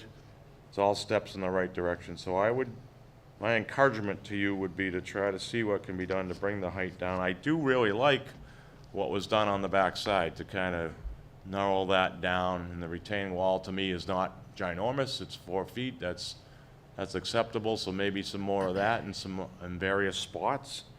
But I'm just trying to give you as much feedback as possible because, you know, I think, as has been indicated by both Gardner Trask and Cynthia Dunn, that, you know, there is a real need for the housing, and affordable housing at that, and particularly with this segment, I am very impressed to see that the New England School for the Deaf, not School for the Deaf, but the housing area here, you know, someone like Helen Keller sat on this board. That to me is pretty prestigious, and the fact that this facility has existed all these years in our community says a lot, and I haven't heard any of the neighbors say, geez, they're a bad neighbor right now. My thought would be that journey would continue for maybe the next 100 years. So that's my feedback and comment at this point. If there's anything you want to add, and then I will have a motion here. No, thank you very much. That's very helpful, the comments, and we appreciate the thought that the board is giving this. And we have our whole development team here. They've heard you. And again, we'd like to continue to March 27th. Okay. I would just ask that we get, for these blind folks that are up here, nice paper copies if there's revisions in time that we can review them before then. Absolutely. So, all right, could I get a sorry. Site visit, too. And a site visit date, is that something we try to do in between now and March 27th? Yes, we will try to do that. We will work with Brian in setting up a date, because my understanding is you'd like the building corners staked, of With course. some flags in the ground. Something And my visual, understanding is yeah. we may be getting snow tomorrow, so let's. Old snowmen on the corners. Yeah, we could do that. We could do that, but I will work with your planning I director think with to daylight set up a date. savings, a weeknight isn't out of the question. Okay, good. But it would have to be early, and obviously availability of the board, weekends Right. too. But we don't get paid, so we'll get there, as many of us as we can. But I think that's just helpful. Yeah, I think it is. For a site that is this large, I think it's helpful. Okay, could I get a motion, please? Mr. Chair, I make a motion, we continue this case to March 27th. I will second that. And before I accept that, I just want to encourage neighbors, please follow the process. Again, we'll be back here March 27th, and thank you for your input tonight. So I have a motion and a second. All in favor? Aye. Any opposed? Thank you. Good night, Danvers. Thank you. Thank you very much. Motion to adjourn. So moved. Second? All in favor? Aye. Aye. Good night.